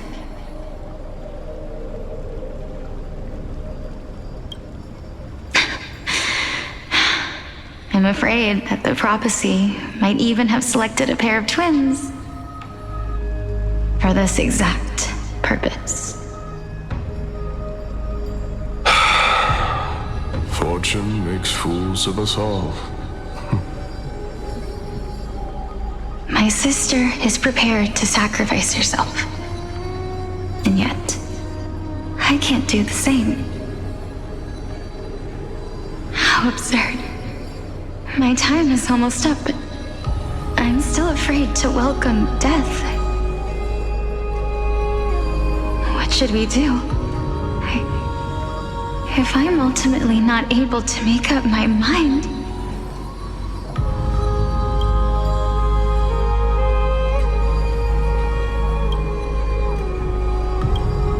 Since Chaos is willing to guide all of us and leave this trial to the end, there is still plenty of time for you to ponder.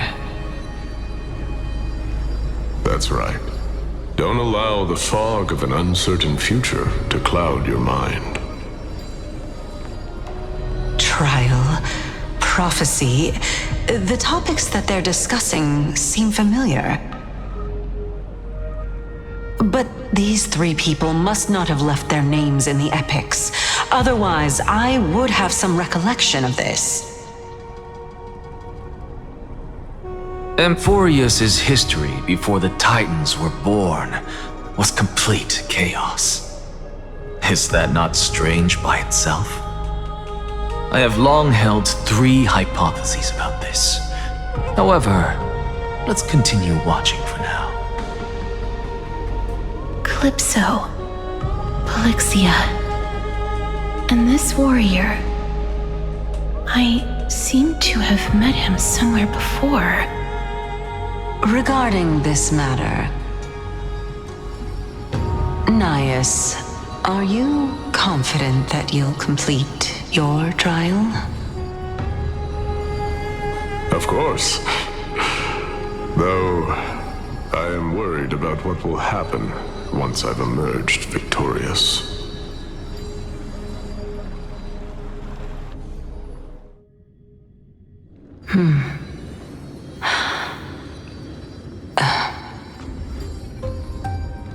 Looks like you have made up your mind.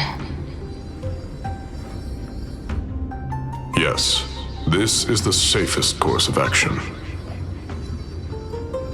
Completely separating courage, honor, tenacity, sacrifice, and reason. You really know how to make things difficult.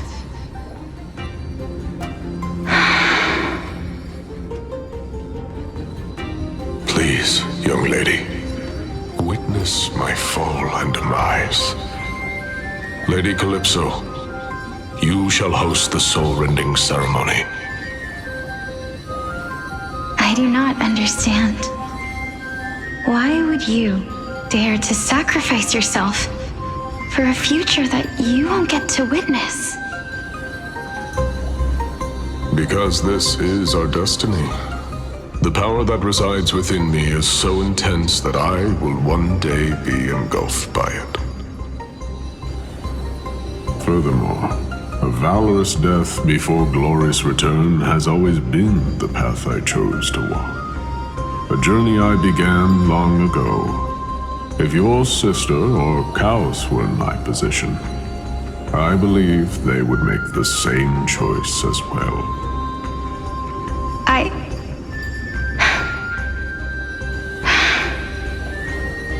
I'm not that brave. I don't know how I'm supposed to face such a serious affair.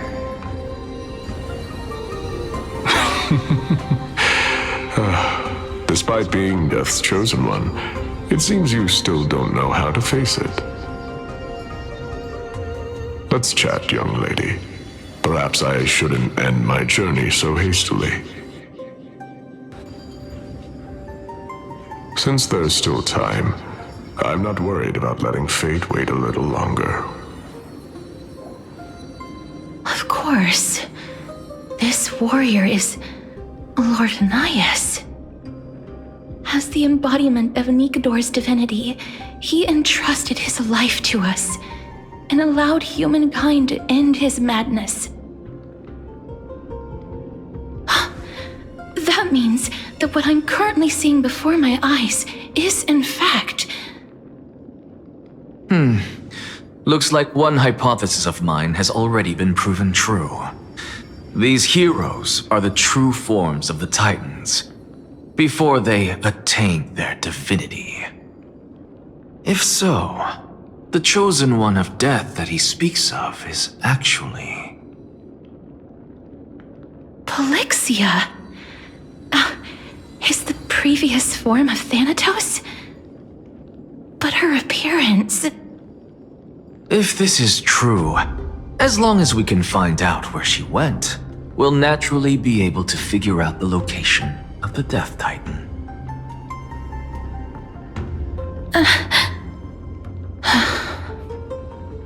But before that, we first need to witness what ultimately happened to Lord Anias.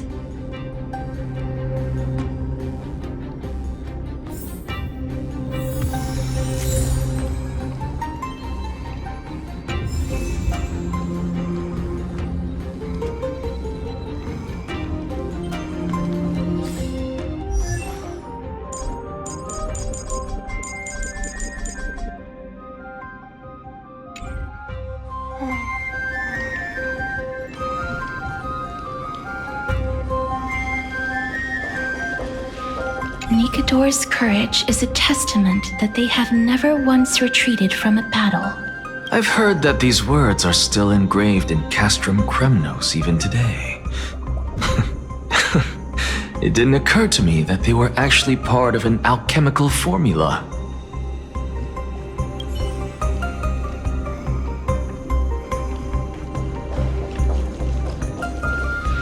Lord Anias' honor is sealed here. Incredible.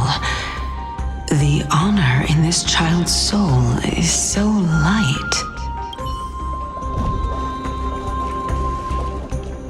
I believe that his tenacity is sealed within this statue.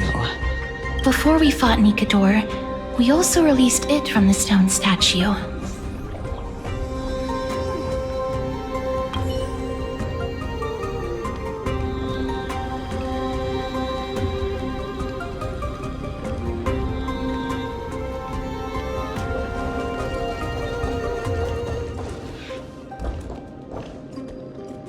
Sealed within this statue is undoubtedly his sacrifice. They use their own body as our city walls, keeping out and protecting us from the pervasive spread of madness. They are acutely aware that if the end times were to arrive, there would be nothing left in this world to conquer.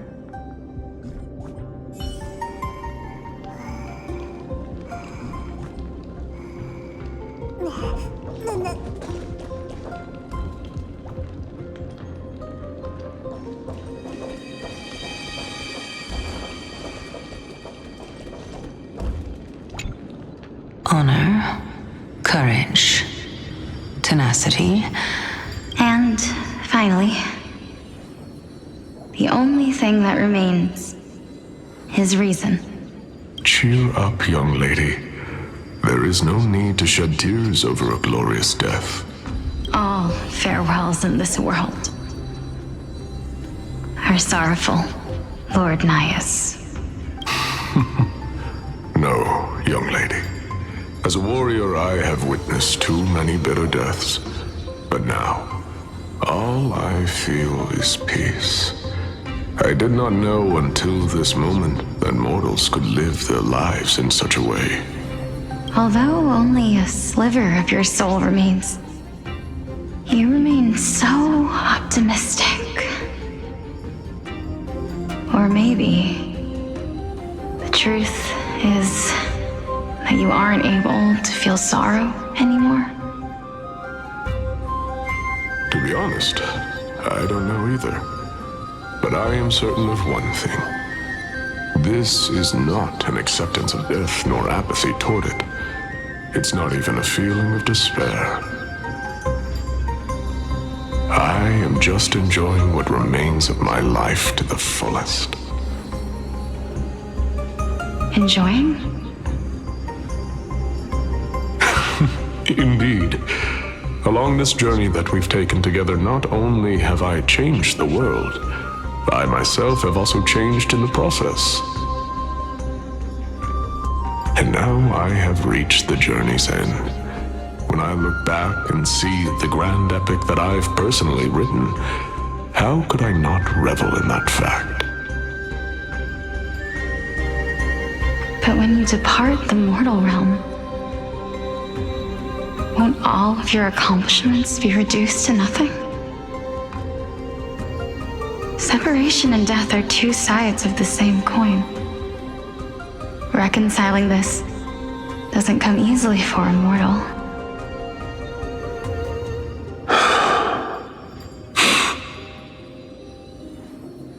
Finally, let me recount to you a story of mine, young lady. The first time I returned from the battlefield, I felt extremely hollow. The calamity had devoured everybody on the battlefield but me. When I returned to the city alone, the citizens held a banquet for me that was far from pleasant. I felt as though I was still on the battlefield, and the person who had returned was nothing but an empty shell. It was late into the night by the time the banquet ended. My head still reeling, I returned alone to the barracks. On the way back, I encountered someone. It was a crazed scholar looking at the night sky and muttering to himself by the side of the road.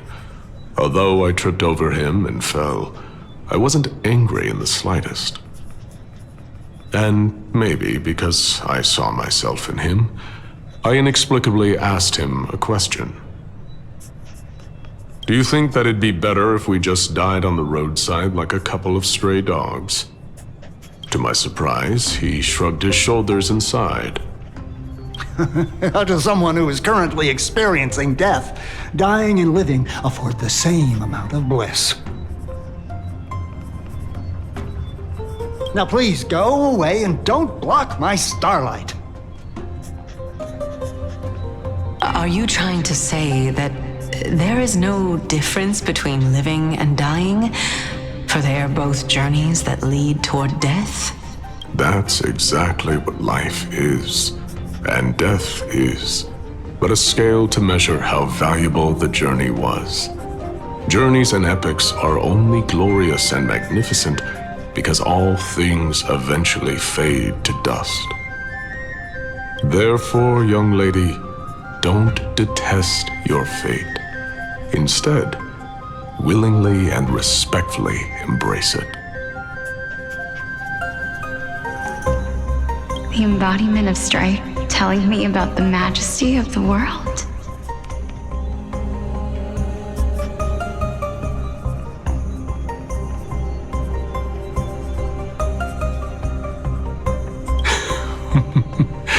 Indeed, I believe that when the fated moment eventually arrives, you will be able to understand my words.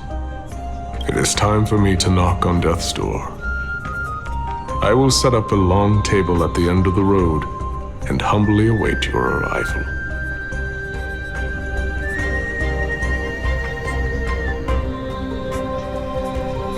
When that moment finally comes, let us drink and be merry then.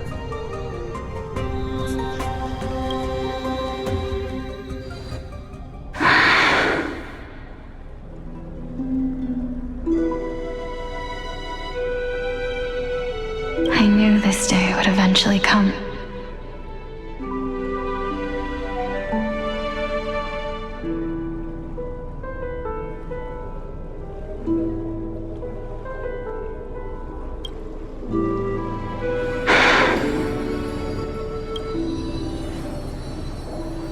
Are the both of you ready? Polixia. I'm here. What? This...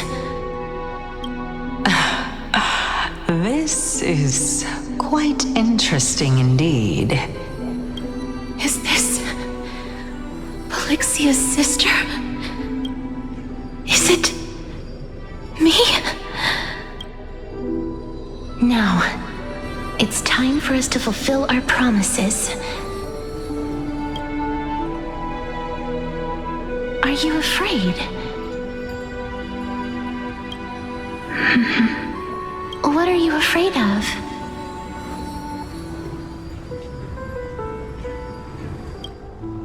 That I won't be able to do it. You shall wither, and through that, the dead will sprout again from the remains, and be reborn with the dead flame.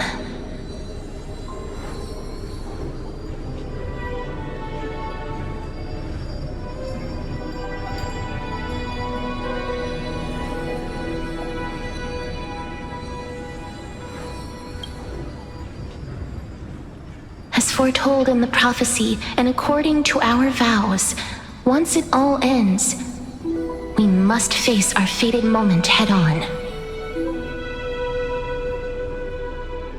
Even if it was prophesized, do we have no say in the matter? It's so unfair. Why are we the only ones who are forced into mutual destruction?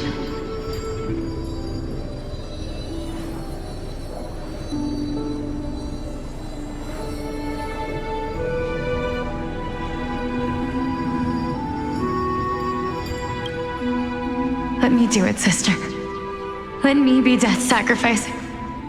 I was never long for this world anyway. But you're different. I was the one who wasted your life after all.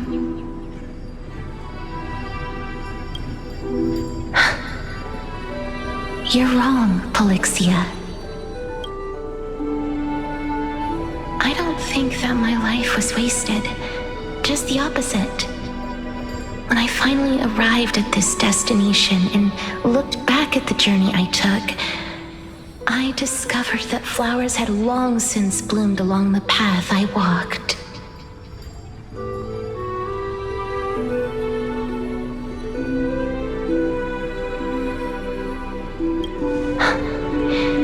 It was you who sowed the seeds for this sea of flowers, one that is more beautiful than the promised land at the end of the world.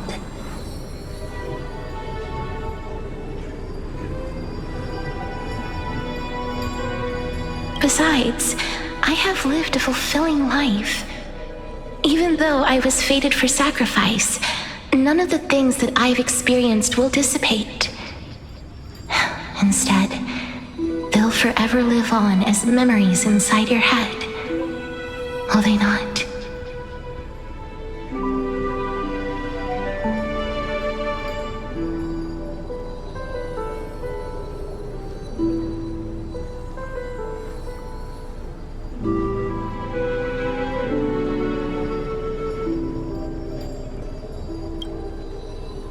How could my memories of you ever compare to the actual you?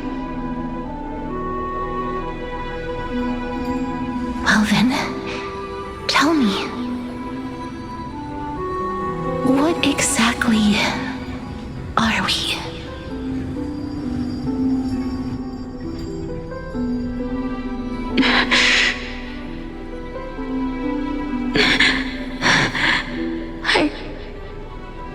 I don't know.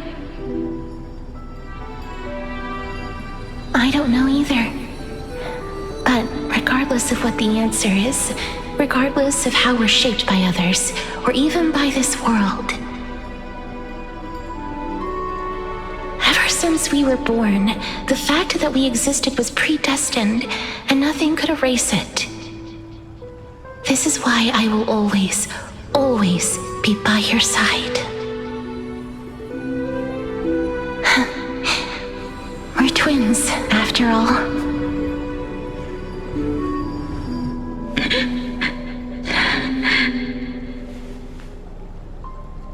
All right, my dear Polixia.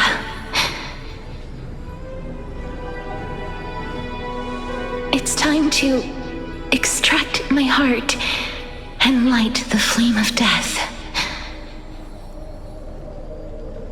After that, use it to plant the first bud in the prophesied new world.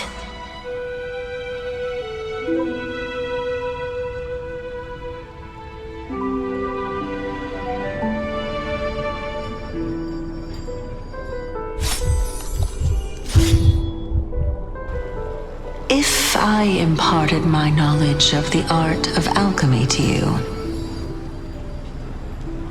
would you use it to resurrect someone you loved?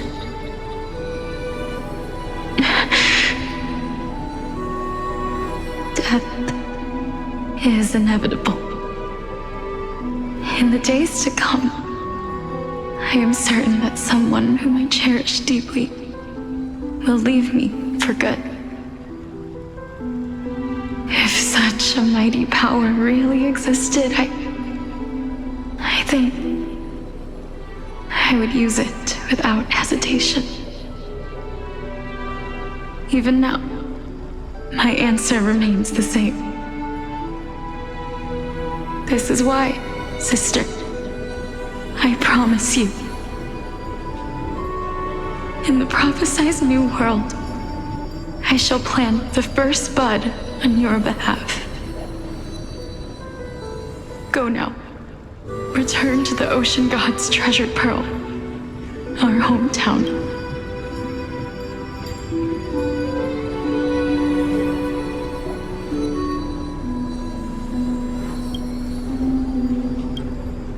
I shall open wide the entrance to the Netherrealm and grant you a second life. The living beings on this earth shall respond to my call and lead you to the sacred daylight. Remember, do not look back on the land of the dead, and do not stop moving. In the new world promised by the prophecy, march toward your new life. As for the price of our equivalent exchange, let me be the one to pay it.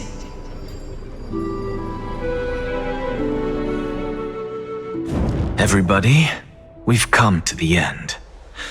Unfortunately, I am not compatible with the Supreme Being, so I was unable to completely fuse their soul into my own body. However, being able to glean all this from them is exciting enough. I'm certain of this now.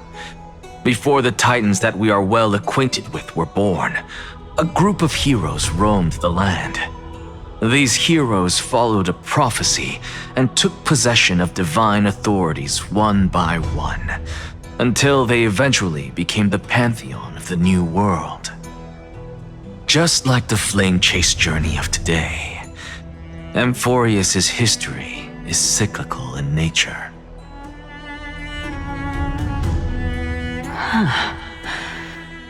What a startling revelation.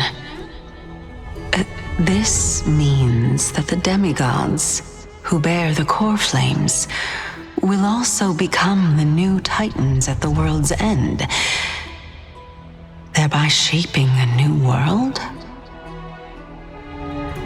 I believe that this is the truth behind the Era Nova as mentioned in the prophecy.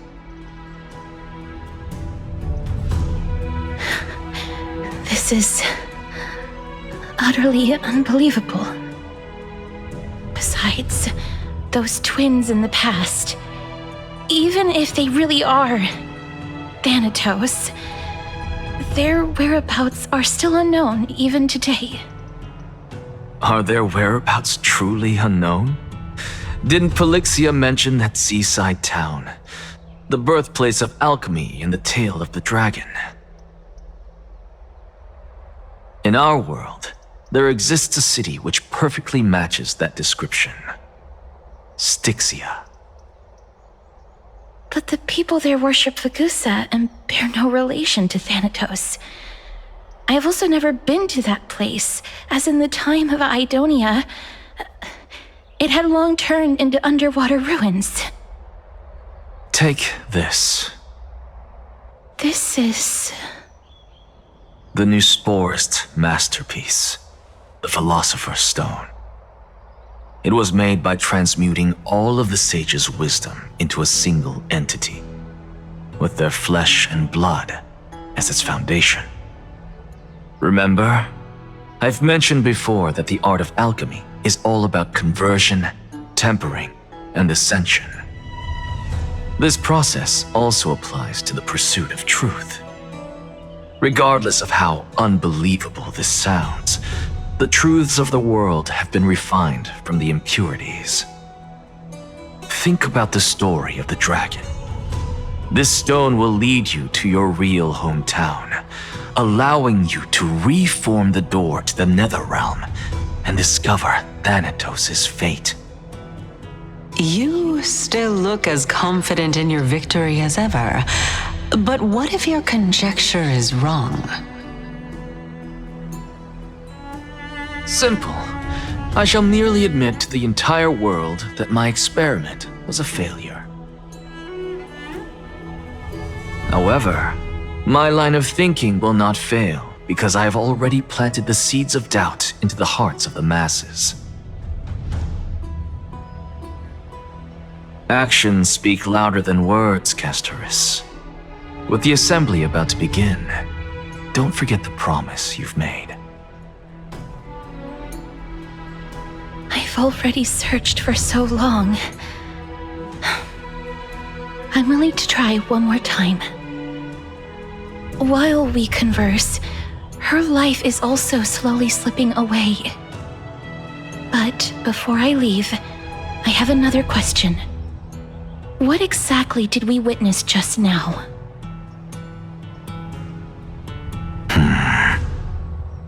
That was the world imprinted in Kefali's soul.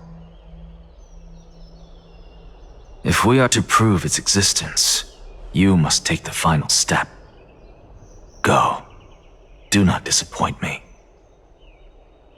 I understand.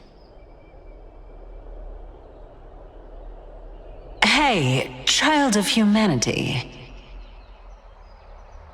Don't get antsy. I still remember the question you posed to me. As a scholar, I do not wish to offer up ambiguous conclusions. Let's discuss this topic again when she manages to find the evidence. I merely wanted to ask, was that stone transmuted from your heart? If so, rebirth is no longer an option for you. Why not? When I was a child, I lost someone dear to me. When I was a teenager, I lost my faith. A while back, although you saved my life, I also lost my soul in the process. Now I'm merely forsaking my body. What's the big deal? Why are you always finding ways to die? Isn't it good to be alive? This is but a necessary sacrifice on my path to transform into the purest of them all. Can someone who's dead even claim to be the purest of them all? Furthermore, if your hypothesis is proven correct, does it not just confirm that the myths are true? and thereby invalidate all your theories? No, it's just the opposite. If my hypothesis is correct, it means that I can actually ascend to godhood and reshape this absurd world that you all have created.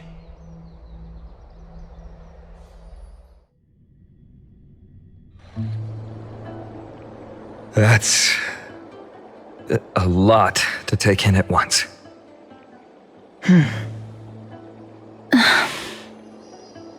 Lady Aglaia, please, let me explain. Go on. You know that the core flame of death has always been the greatest unknown regarding the Era Nova, which is why both you and Kindness desire to gain the power to control that core flame in the approaching Citizens' Assembly. Professor Anaxa has come to a consensus with Kindness. They want to suspend the trial once Thanatos' core flame is reclaimed, hoping thus to eradicate death from this world. If they're successful, then the flame chase journey will cease, and Akama can enjoy everlasting peace. But I know this runs counter to your wishes. So long as we do not usher in Era Nova, the Black Tide will never be eradicated. Even with Lord Mighty on the front line, and the Black Tide not posing an immediate risk, the danger nevertheless remains. Honestly, it's difficult for me to assess the pros and cons in this decision. But someone must bring the core flame before we can begin negotiations over it. The Titan could be very near. I cannot let this chance slip by. Besides, someone has to make this trip to bring back Mrs. Soul. Well said. You already had every reason to seek an audience with Thanatos. It's that great performer who has weaponized your wishes and placed us in this difficult situation. A world without death. Do you desire that too? If fate dictates that my path must oppose yours, I will do all I can to resist it and protect what I aspire to achieve. Lord Mighty showed me that without taking the first step, all talk of what follows is moot.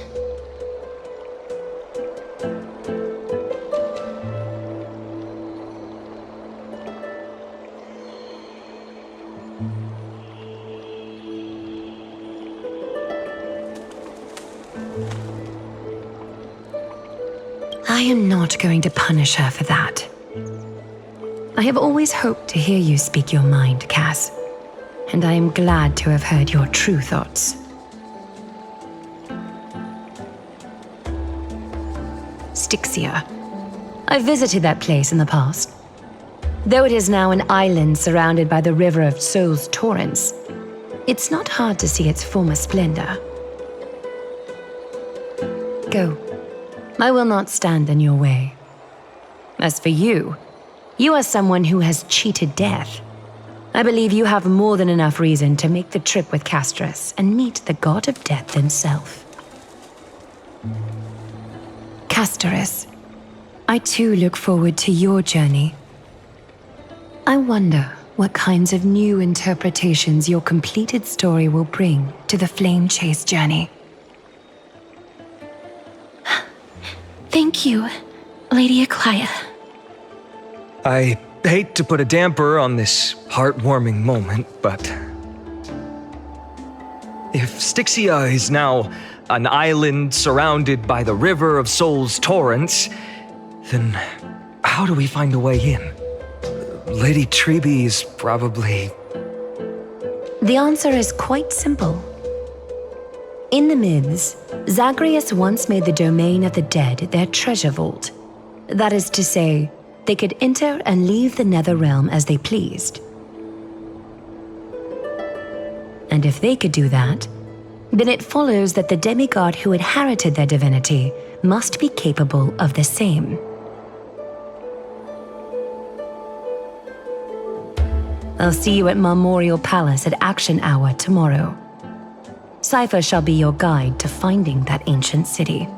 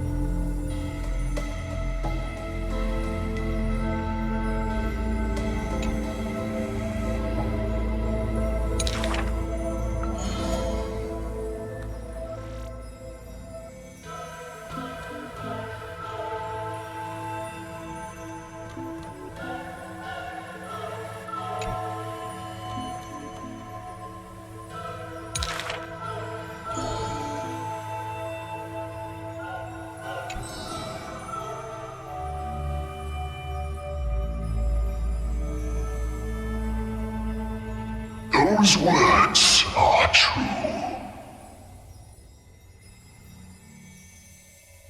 Though they won in fierce battle, the warriors were powerless to turn the tide. It was the embrace where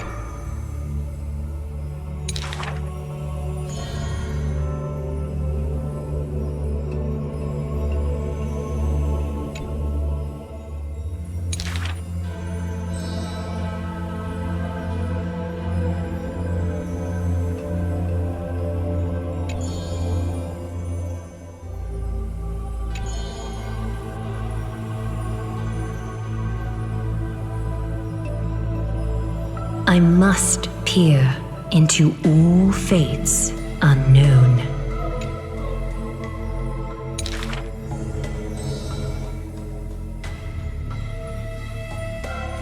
Death is abominable in humans' eyes. Apart from my identity, there's nothing about me worthy of praise.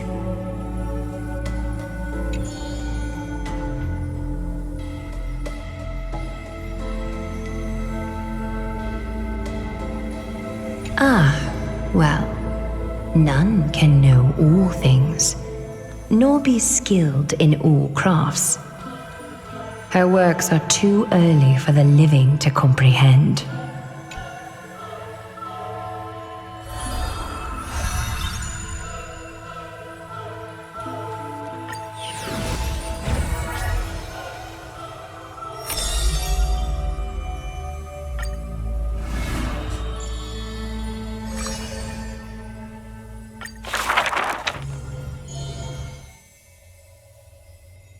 I saw the spell the professor carved on his body.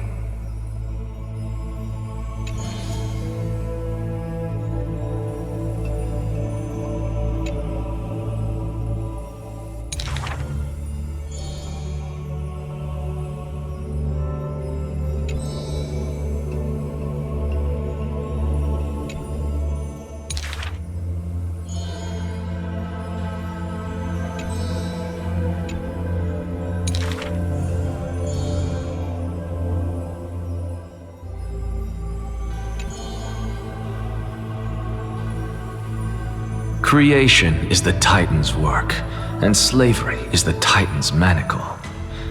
When imitating divine evil, there's no need to...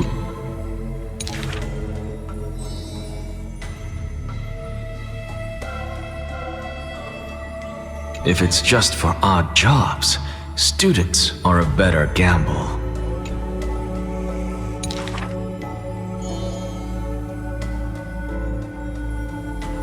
For a wise one, 5 answers reveal creation's secrets, the truth hidden and bold. But a fool learns but not, and is left in the cold.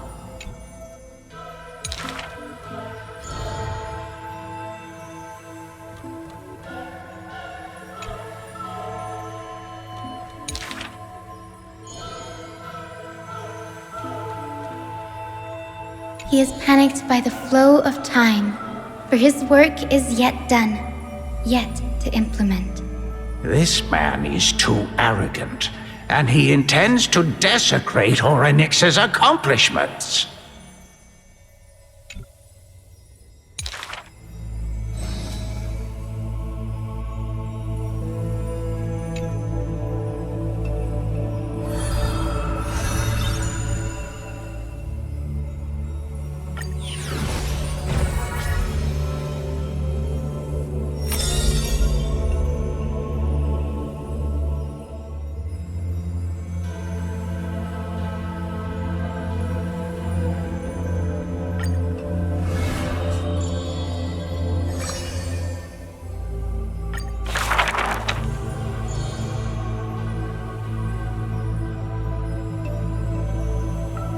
Is this courtyard a tad too small?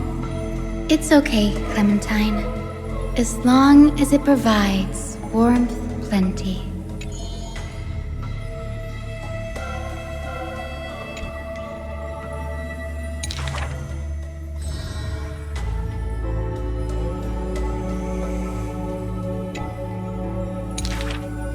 Welcome to the Twilight Courtyard. How can I help you? The end times are coming, and we all wander more and more. Oh.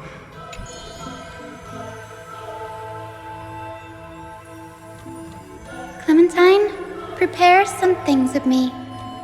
I want this place to be brighter tomorrow.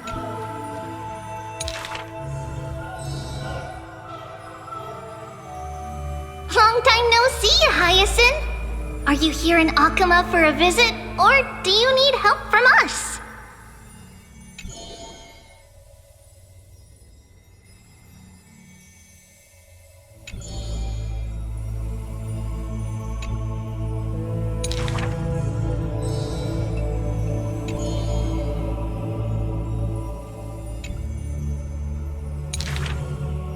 Wow, there's light everywhere.